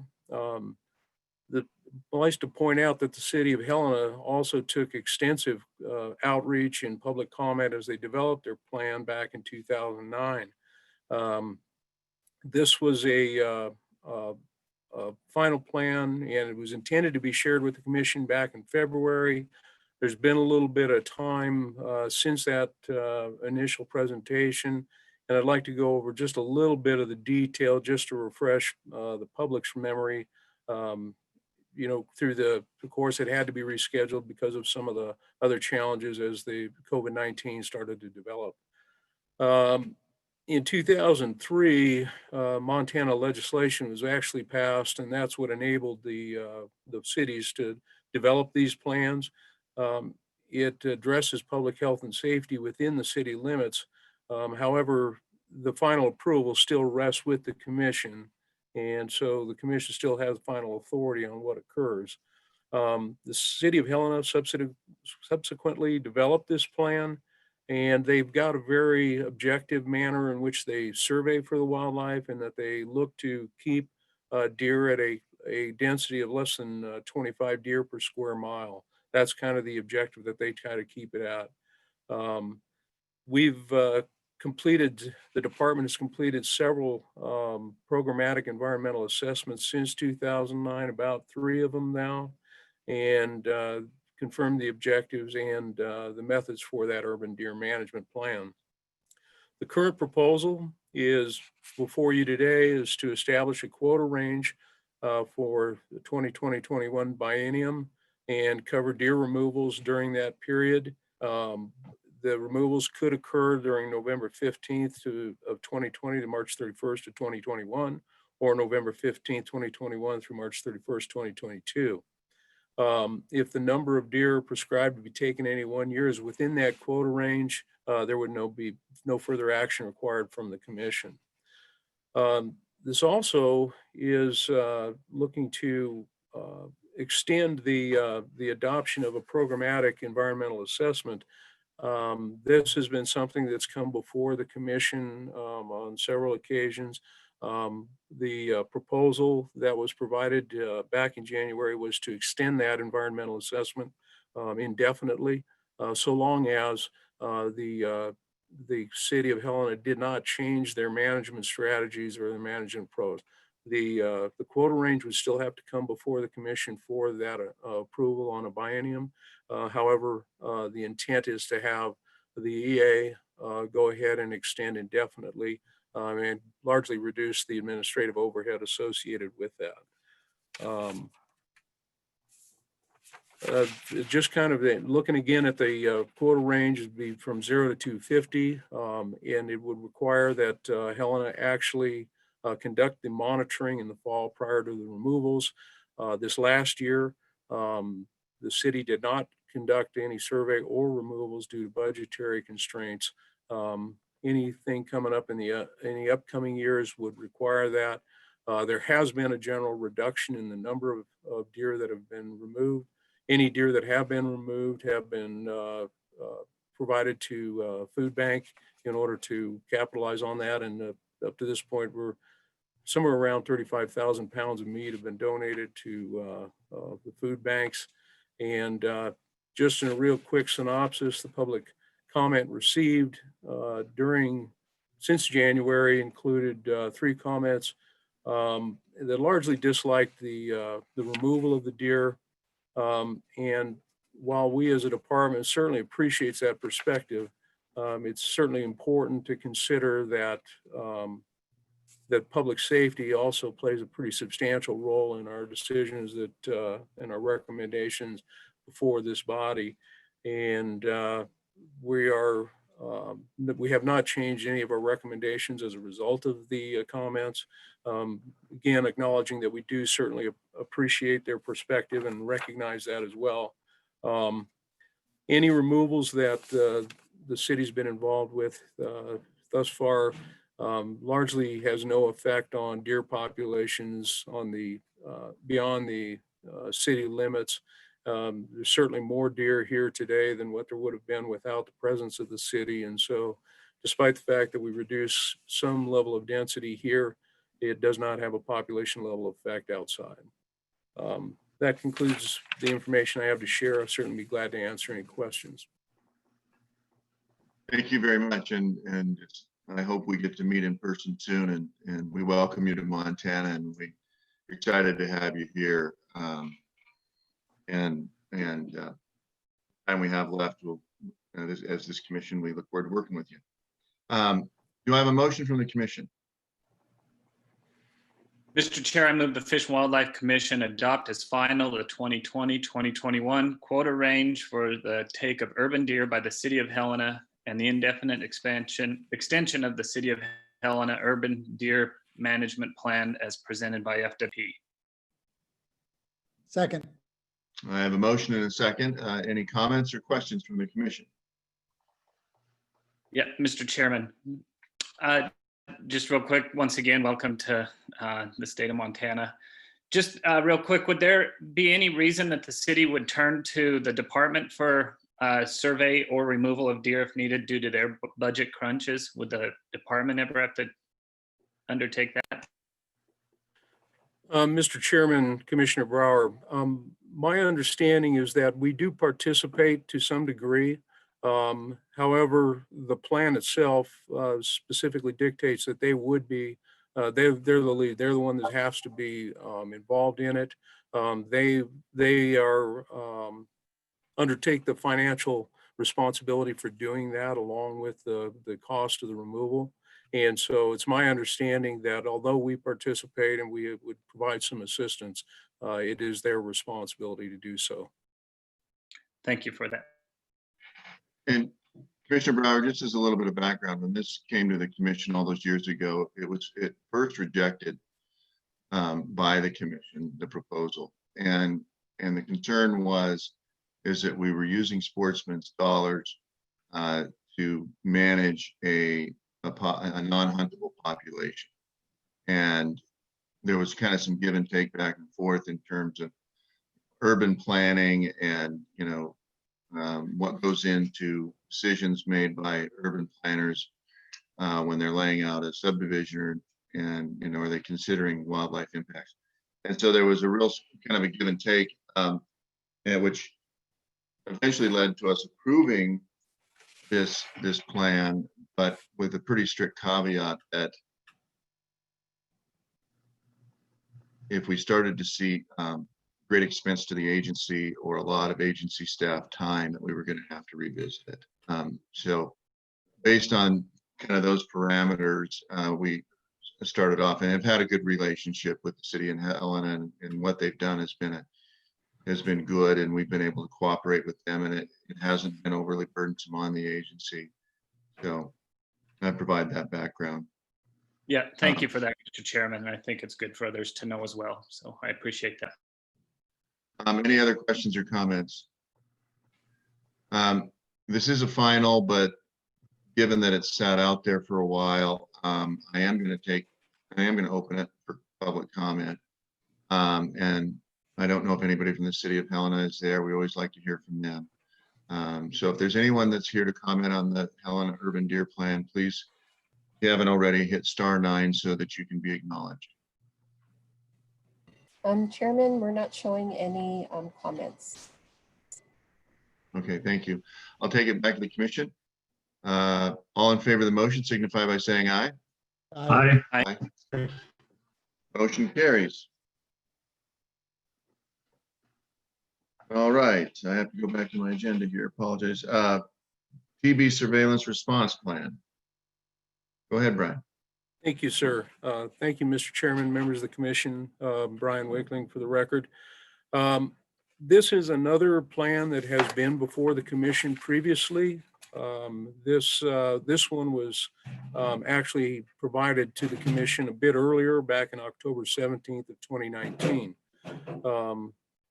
The public comment was taken through November 18th of 2019. And this was originally intended to come back before the commission in December. Again, due to the scheduling conflicts and the challenges with the coronavirus, the department wasn't able to find a final opportunity to present it prior to this meeting. Again, I'll try and provide a little bit of background. And I think it's important to point out that this is a surveillance plan, not a management response plan. And so the plan itself is largely how the department will monitor or conduct surveillance to detect whether or not bovine tuberculosis is actually in a wild population.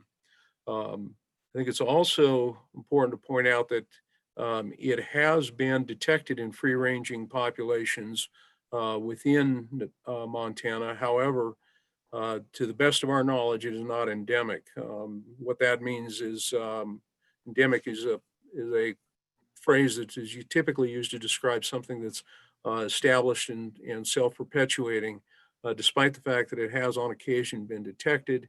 It's been sporadic, and it has not been something that has been a self-sustaining in a wild population in Montana. There are some other states and some other provinces where that it actually has occurred, and a couple of those are provinces to the north of us in Canada. As the name suggests, though, this is primarily a disease of domestic cattle, bovine tuberculosis. It's something that can have a huge financial effect on a domestic livestock industry. And so we certainly don't want to see the spillover into a wildlife population, but at the same time, we don't want to have an endemic population, endemic infection within a wild population that then becomes problematic for domestic wildlife. So our goal with the plan is to prevent that spillover into a wild population, and would also mention that some of the early detections of bovine tuberculosis were actually in captive game farms within Montana. And so it's not always necessarily not pointing a finger at the livestock industry, but it could come from a lot of different places, could come from a neighboring state or neighboring province. So we want to be able to maintain a surveillance program that allows us to detect it early. Any management plan that would come up afterwards come before the commission for their consideration as well. As we developed this, there were 4 public comments regarding the plan. Most, all of them actually were largely supportive of the plan and the planning. Some suggestion that primarily dealt with how are we going to respond. And again, this is a surveillance plan, not a response plan. Also, a couple of them dealt with concerns that the plan did not give enough value to wildlife and more value to livestock. We certainly recognize that, but we have from the perspective, we wanted to make sure that financially the implications to the livestock industry were also pretty substantial, pretty severe, and so again, we made some minor adjustments, clarifications to the plan, although the changes are not believed to be substantive. And as the commission chose to do on the last plan, it's certainly probably prudent to consider some comment because of those minor changes. But again, substantially, this is the same plan the commission approved back in October. Thank you, Mr. Wakeling. Any questions before I call for the motion? I have one question. Do we know if Wyoming has a monitoring plan in place for bovine TB? Mr. Chairman, I am not aware of Wyoming's current plan. That's certainly something we can follow up on, and I certainly can provide that briefing to the commission.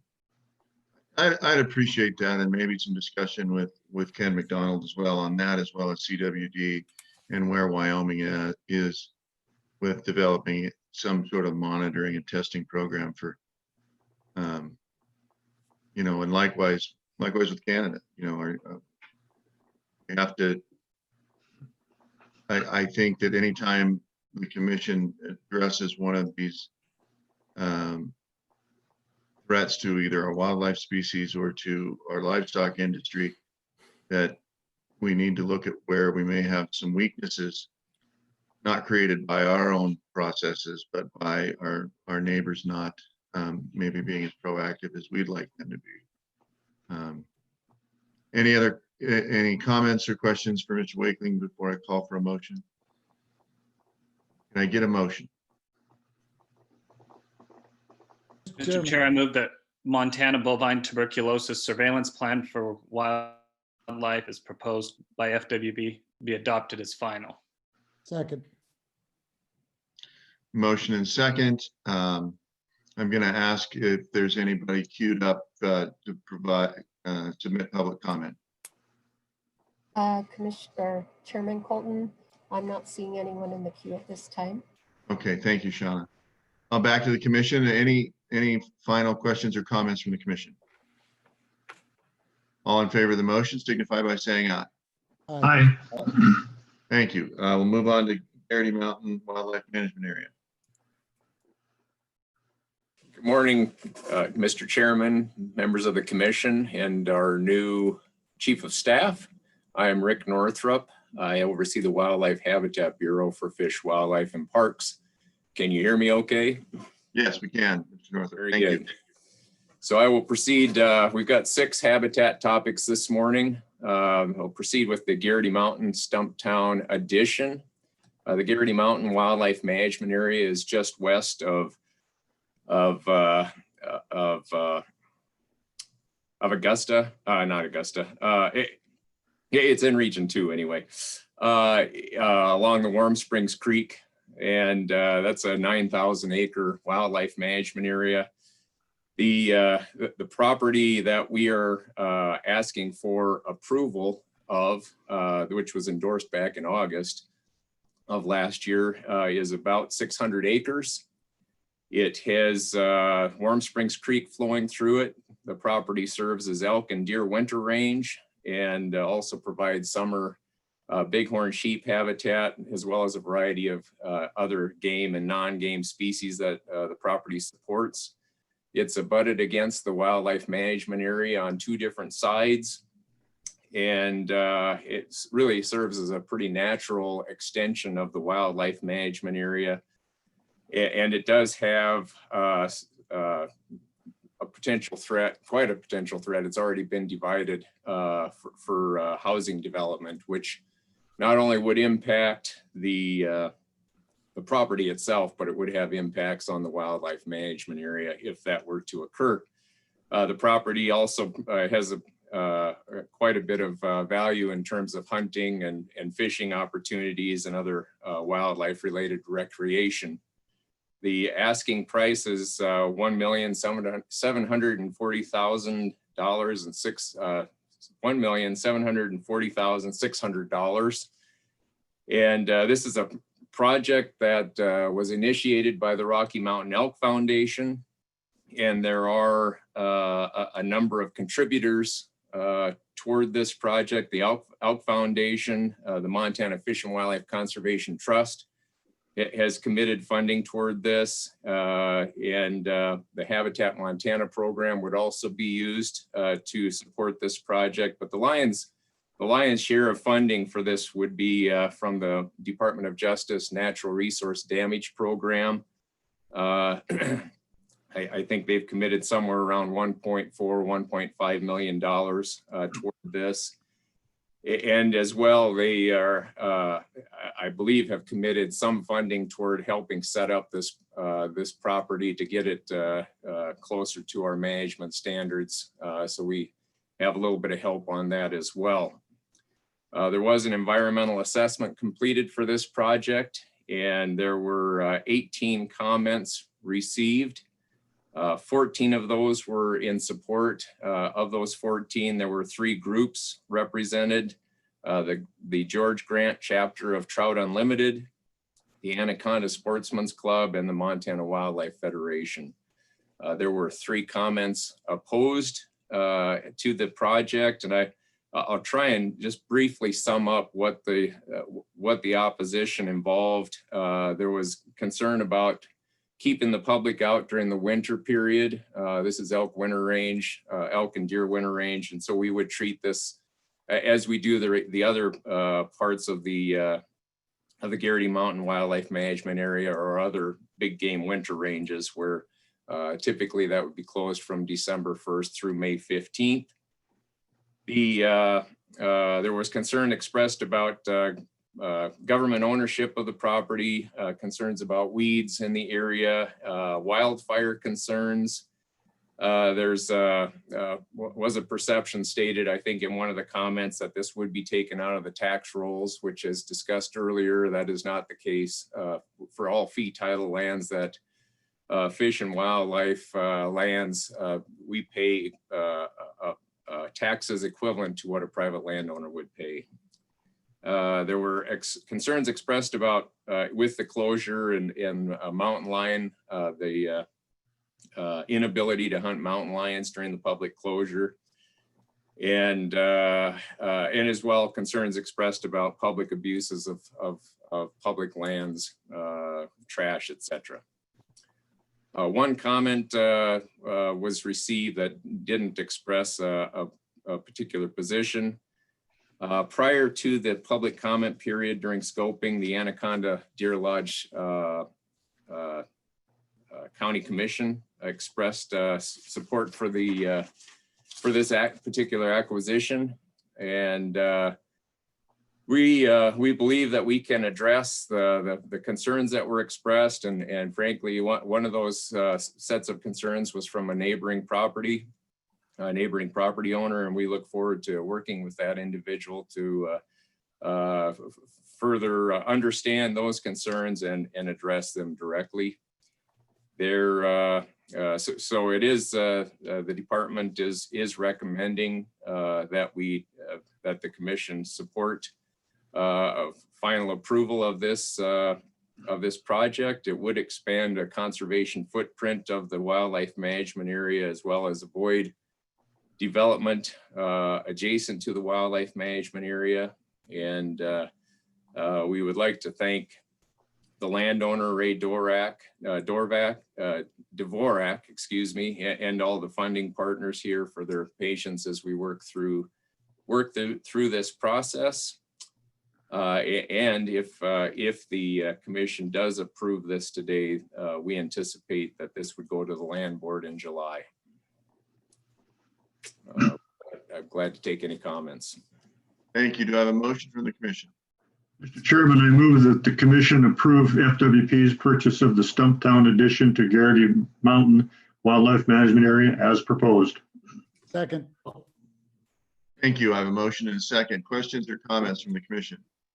Mr. Chairman, I would like to comment that this is exactly the type of piece that we should be looking at because it does butt up against other wildlife management areas. And I'm very appreciative of the landowner and the department working on this type of a project.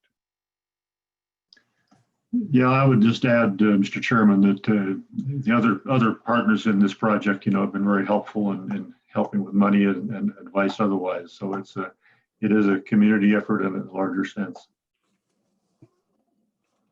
Mr. Chairman, I've heard some great comments from people that have been involved.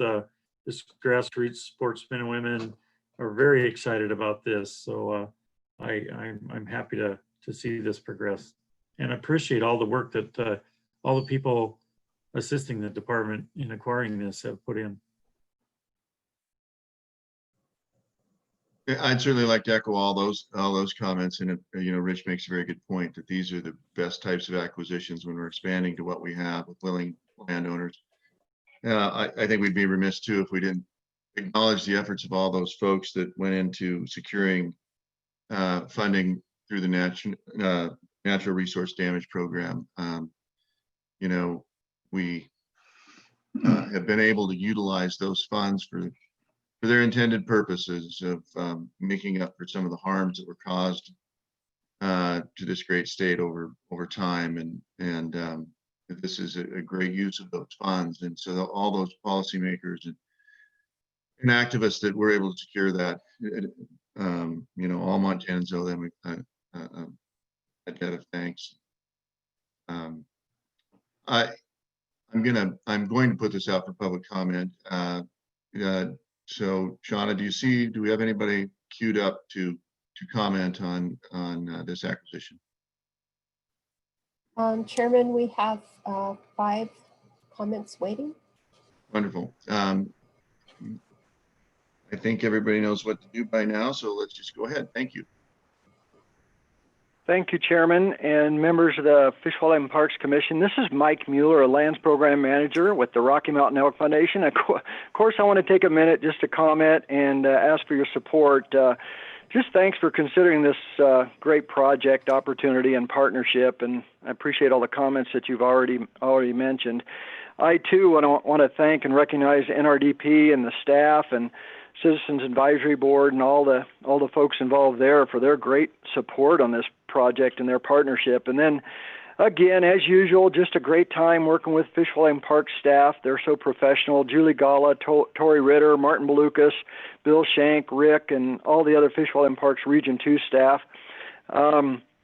So just a little background, the Montana Fish, Wildlife, and Parks, Army F, Forest Service, and NRDP, if you'll remember, we have a long history of conservation in this area, and if you'll recall, the 32,000-acre watershed project we completed together in early 2002 resulted in the creation of the Garrity Wildlife Management Area. Sometimes we forget about these past partnerships and the great things that have happened.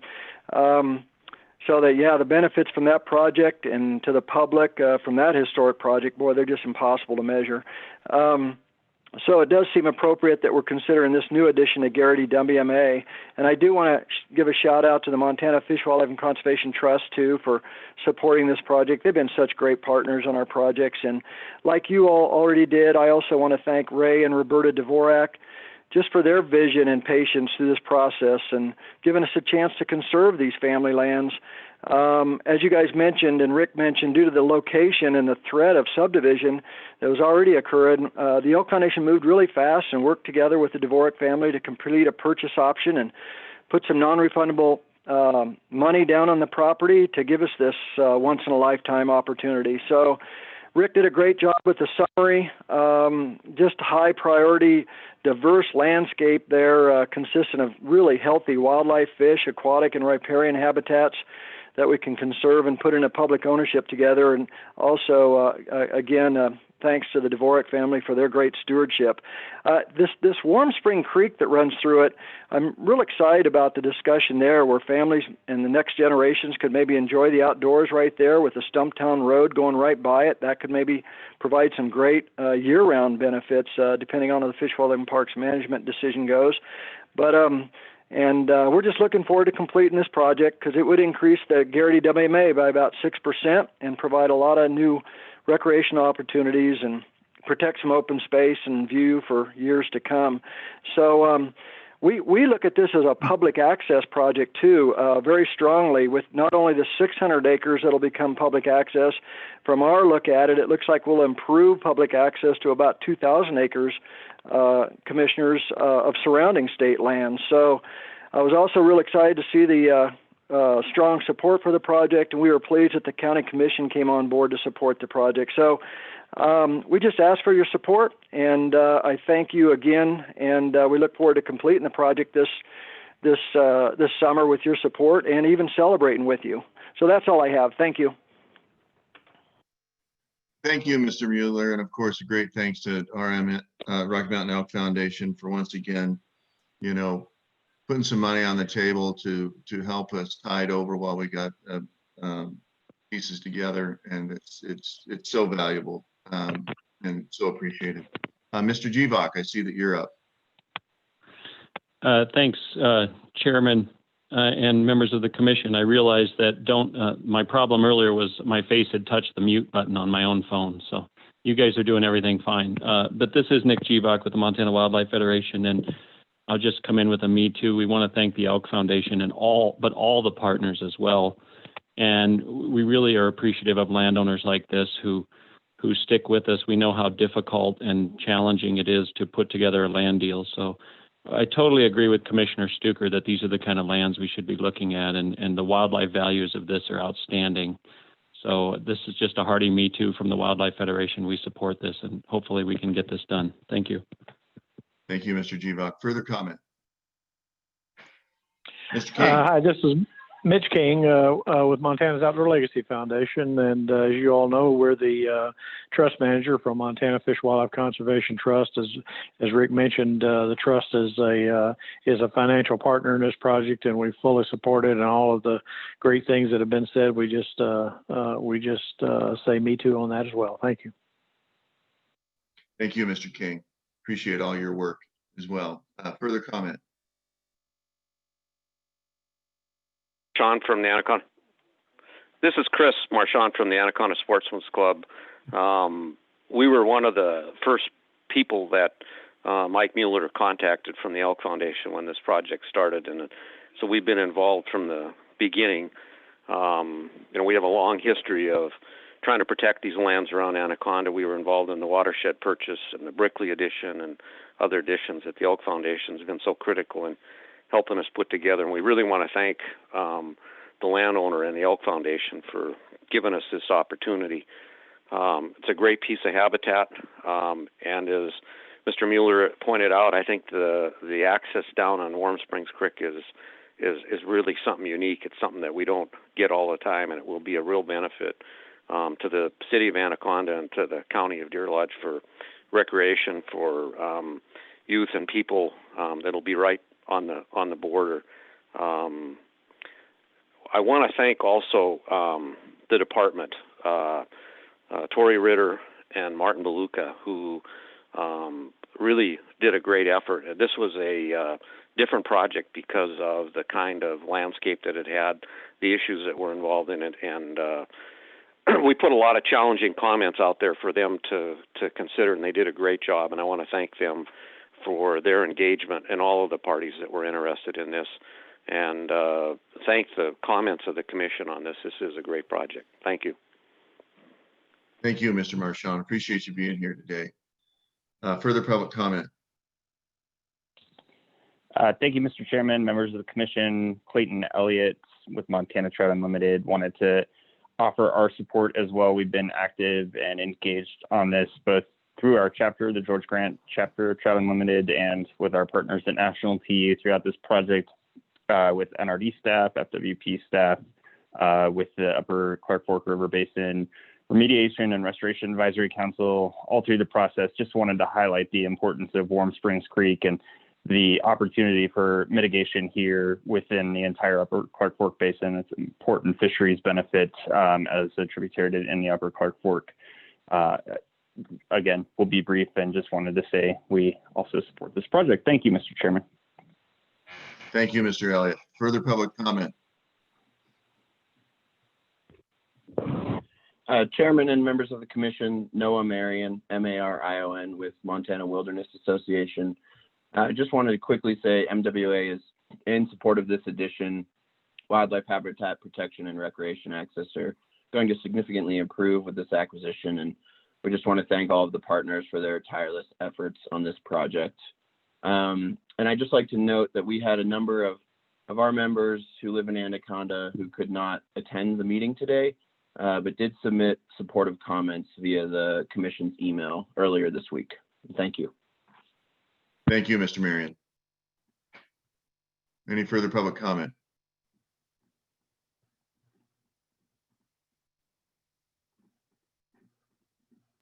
Chairman Colton, that looks like that is all the comment for that agenda item. Yeah, this is Thomas Baumeister, Hal and Elliot with the Montana chapter of Backcountry Hunters and Anglers. Mr. Chairman, members of the commission, and FWP staff, thank you very much for this project. Big thumbs up from the Montana chapter of Backcountry Hunters and Anglers. Also appreciate Mike's comment about the history and to sort of recognize that we're standing on the shoulders of giants like Kris and many others who have moved this project along. Thank you very much. Thank you, Mr. Baumeister. Any further comment? Seeing none, I'll return it back to the commission for any comment or discussion. All in favor of the motion signify by saying aye. Aye. Aye. Opposed? Motion carries. Sweathouse Creek Conservation Easement. Thank you, Mr. Chair. So the Sweathouse Creek Conservation Easement, the department is looking for an endorsement today, the first step in the first official step in this process. This is a 540 acre foothill habitat along the west side of the Bitterroot Valley, foothills of the Bitterroot Mountain Range, west of Victor. The property is made up of timbered habitats, aspen, open foothills, and it has about a mile of creek with associated riparian habitat and a small area of hay ground. The property serves as deer and elk winter range, and of course with that variety of habitats also provides for a variety of other wildlife species. The property has been a popular hunting area and been enrolled in block management for a long time. And as you would expect in that part of the state, there's high development potential on this property, which would substantially impact the habitat values. In combination with what Fish, Wildlife, and Parks and other partners are doing to work on the conservation easement, the Bitterroot National Forest is also working with this landowner to secure an access easement to a trailhead that's been in place for a long time, but never has been actually protected or secured for public access, which that trailhead accesses the Sweathouse Creek and is a popular hike for folks to go up to the Sweathouse Falls. And so it's kind of neat. There's two different kind of efforts going on parallel here. The two distinctly separate, but make up for a nice combination of collaboration across this property. Not conducted any scoping yet or anything like that, but the department is seeking endorsement from the commission today to do further negotiation with the landowner and all the due diligence and public review. Thank you. Do I have a motion from the commission? Mr. Chairman, I move the commission endorse the proposed Sweathouse Creek Conservation Easement, allowing FWP to conduct further analysis and associated public review. I'll second. I have a motion and second. Comment or questions from the commission? Mr. Chairman, just another one of those great examples, where I have a landowner really coming into play here that are helping multiple agencies coming in, multiple organizations, for vast public engagement and recreational opportunities. Good project. Yes, thanks, Commissioner Aldrich. Special thanks to the Hackett family, not only for their willingness to participate in these discussions, but for, their years of partnering with us and providing opportunity for Montana's hunters. Any further comments or questions from the commission? Any public comment?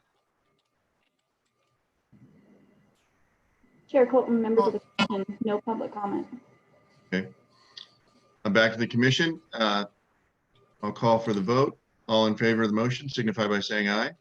Aye. Aye. Opposed? Motion carries. Calf Creek.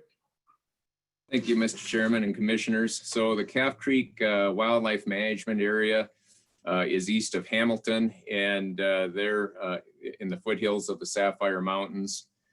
This is an elk and deer winter range, and the department is proposing about a 700 acre forest treatment, and some portion of that, estimated to be about 450 acres, would have the potential for commercial value, and this is at this point just the first step. Again, the department looking for an endorsement here. The idea would be to remove conifers that are expanding out into open habitats, which is eventually will directly impact the productivity of this winter range, particularly for deer and elk. In combination with this project, and partly what was the catalyst for this project, the Bitterroot National Forest is similarly working on a forest project adjacent to Calf Creek Wildlife Management Area. And so there's some value in having some collaboration across these ownerships, and no doubt potential for some efficiencies if we are able to proceed with this. So again, today we're looking for an endorsement from the commission, which will be the first step in starting a more substantial analysis and design and review process. Thank you. Do I have a motion? Mr. Chair, I move the Fish and Wildlife Commission endorse the proposed Calf Creek WMA Habitat Restoration Project, allowing FWP to conduct further analysis and associated public review. I second the motion.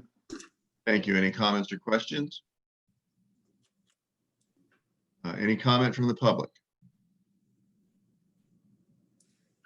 Chair Colton, members of the commission, no public comment. Thank you, Katie. Back to the commission. All in favor of the motion signify by saying aye. Aye. Aye. Opposed? Motion carries. Mount Hagen. All right, so the next, the final three items here are all lease renewals for grazing leases. And I'll make some general comments that hold true to all three of these, maybe save some restating. All three of them are expiring at the end of the grazing season this year. And so what's being asked of the commission is for renewal starting the spring or summer of 2021. In addition to, each one of these has some specific habitat components that we are trying to, that we're working on achieving with these grazing systems. But in addition to that, I think it's worth pointing out that, as you would expect, there are social and economic aspects to this that are of secondary importance, but nonetheless very important in sort of packaging up these projects and recognizing their various values, including obviously building relationships with neighboring properties and local engagement, help with managing the properties. And we typically, when we do these renewals, we'll also point out that the Habitat Montana policy supports the collaboration with agriculture and demonstrating the compatibility of wildlife and wildlife habitat with agriculture and economics and cultural values, and also points out or encourages the promoting habitat-friendly agriculture. So these, in addition to the habitat benefits that each of these leases represents, there's that other side of these leases that we find to be very important as well. So then on to the Mount Hagen German Gulch grazing lease. FWP is proposing a 10-year lease renewal with the Peterson Fairmont Ranch. The habitat benefits here. So this particular lease is part of a grazing system that extends up onto the U.S. Forest Service lands, and there's rest built into this system, so that elk winter range that occurs on the lower elevation parts of this grazing system, about half of that winter range in each year is rested. So of course, providing forage benefits for wintering elk. On the summer range side, we found that some grazing treatments will actually make the early summer range for elk more attractive. It makes the forage more attractive and helps keep the elk on the wildlife management area on these more upper elevation sites. So in total, this grazing system involves about 31 square miles of land that we can point to as effectively benefiting from a well-managed, well-designed grazing system. This would be a cash lease, and we would be charging half of the standard rate. I think it's been explained before, but just for your own recollection, the standard rate is basically the average reported average of private land grazing leases as reported by the National Ag Statistics Service or Survey, which I think this past year was $24.50. So the half of that would be $12.25. The Peterson Ranch has been in this lease since 2001, but the grazing system itself has been, in some form, has been in place since 1989.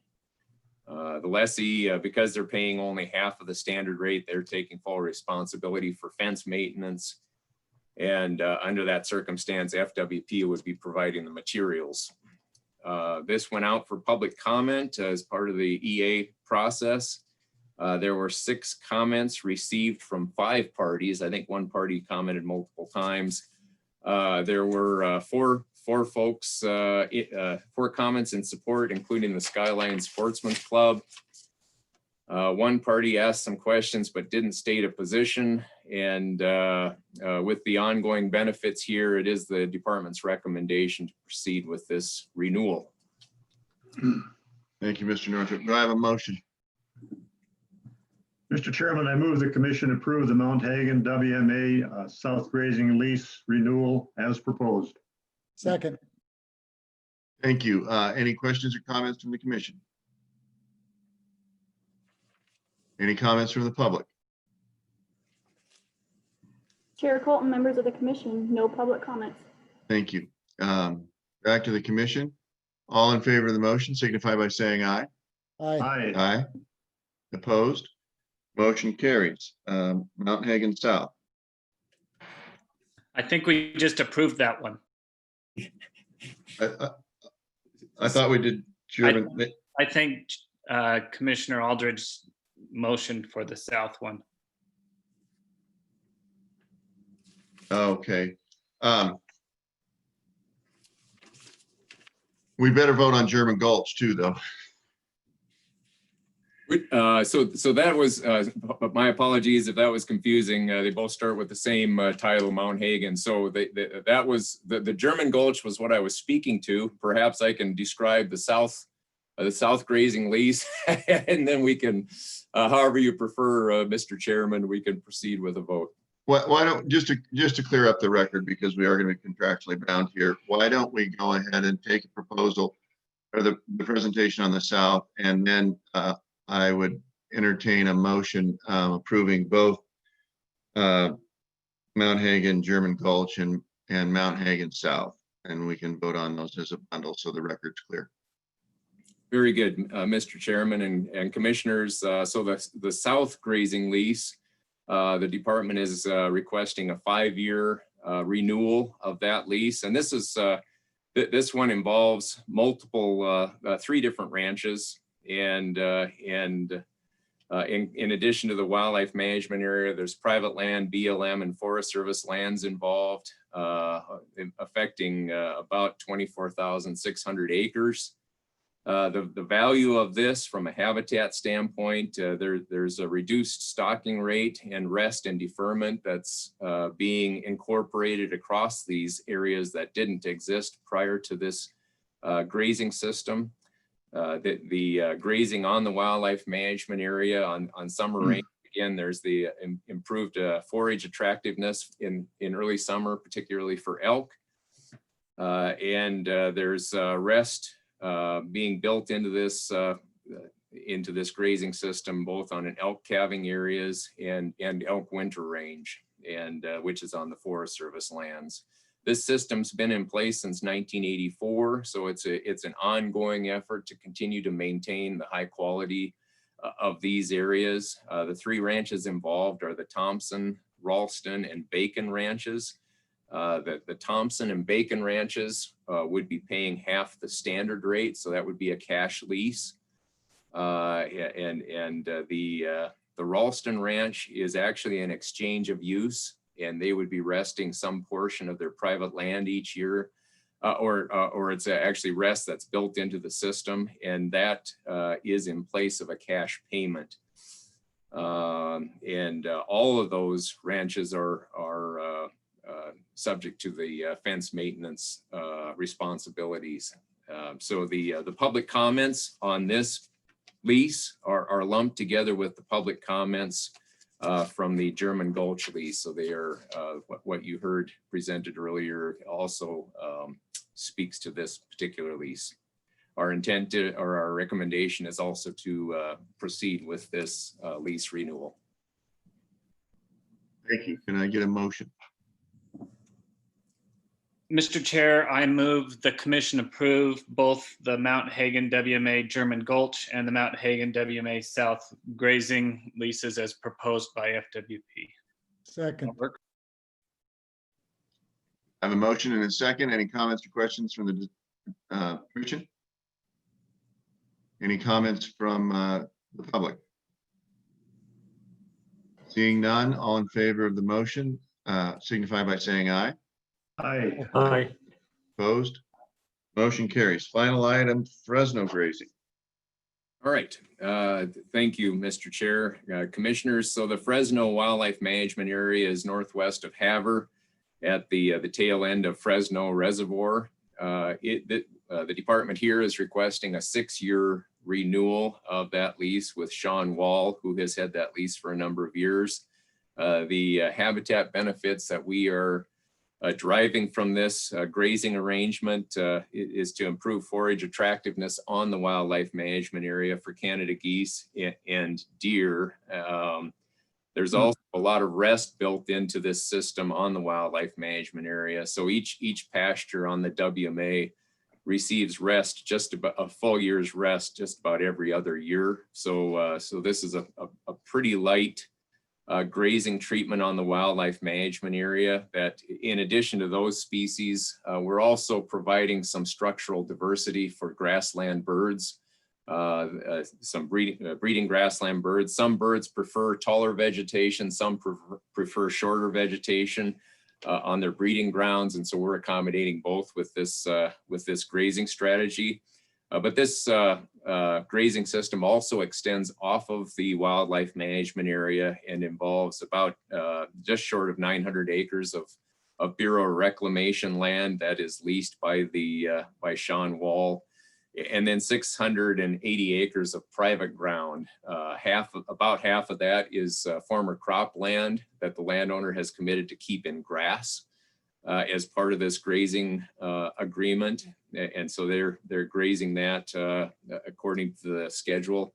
And then they have 340 acres of native habitat also. So in total, all of this ground is important breeding habitat for grassland birds. And we believe that there's value not only in providing this diversity of cover for the variety of great breeding birds, but we're also providing a pretty good enhancement to the grazing strategy in place now that versus what had been there historically on these lands that are off of the wildlife management area.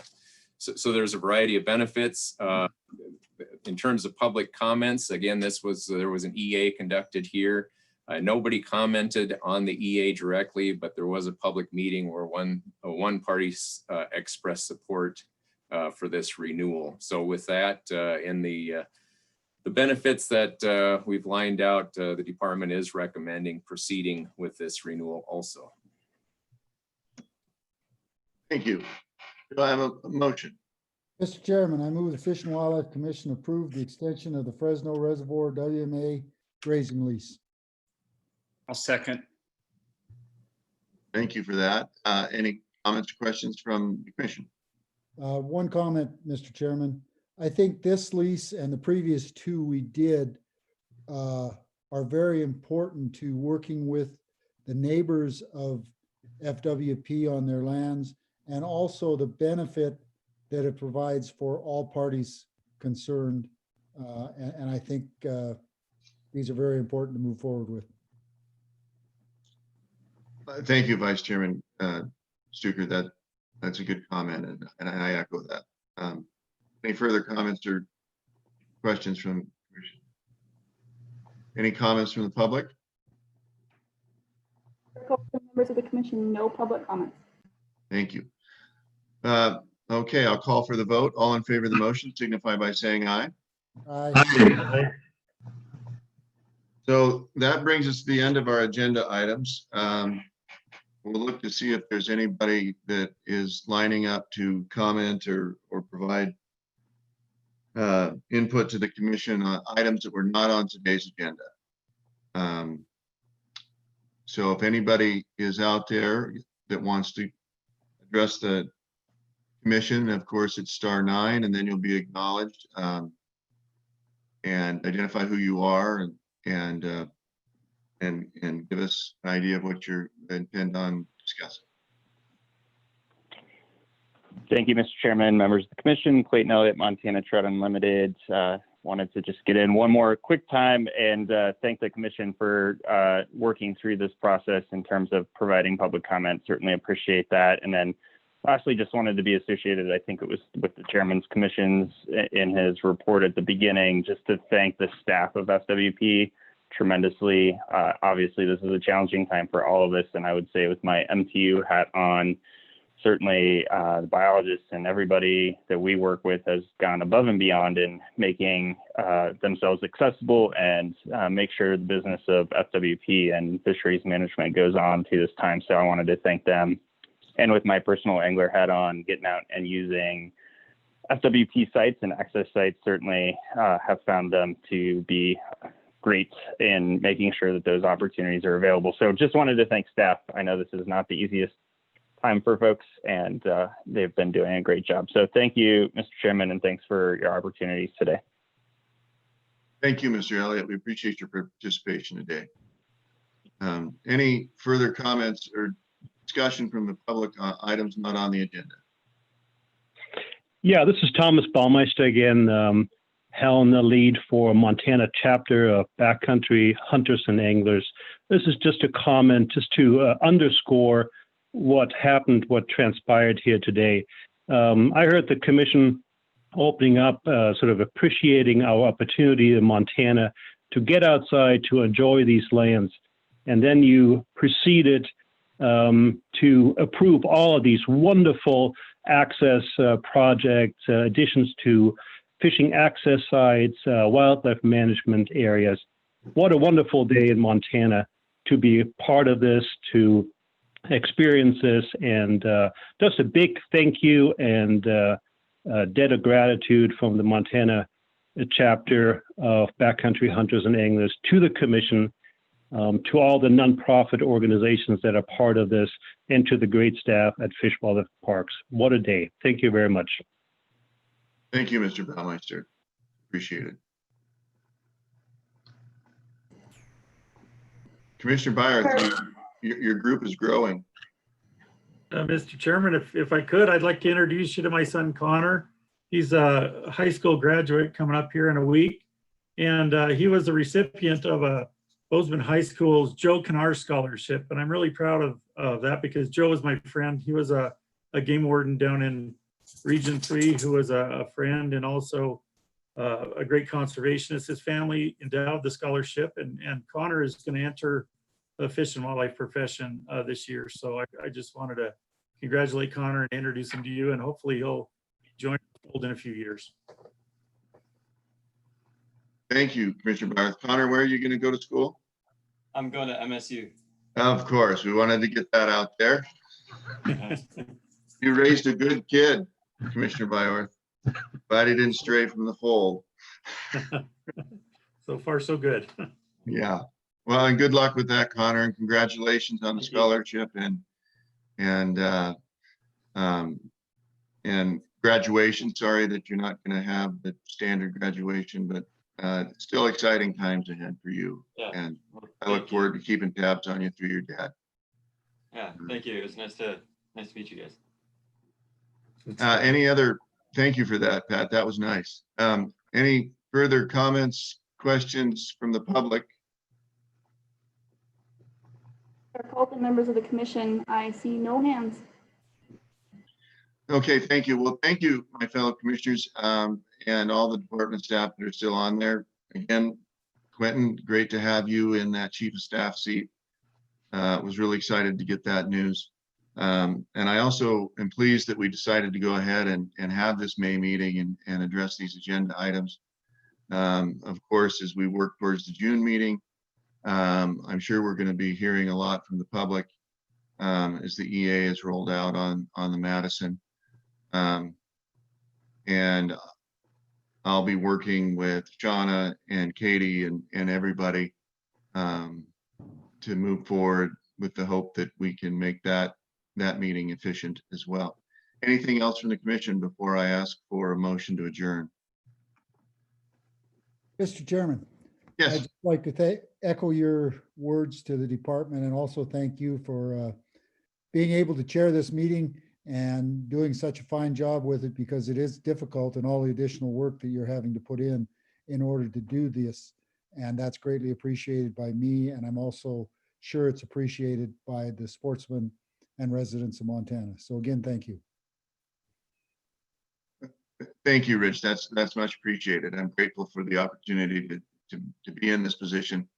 And so it's work that I enjoy very much. And I, of course, enjoy very much working with all of you, and look forward to the next 6 months as we work through some more interesting and challenging issues. Do I have a motion to adjourn? So moved. Okay, all in favor, say aye. Aye. All right, thank you, everyone. Please stay safe, stay in touch. I am sure we'll be visiting soon. All right, thanks, everybody.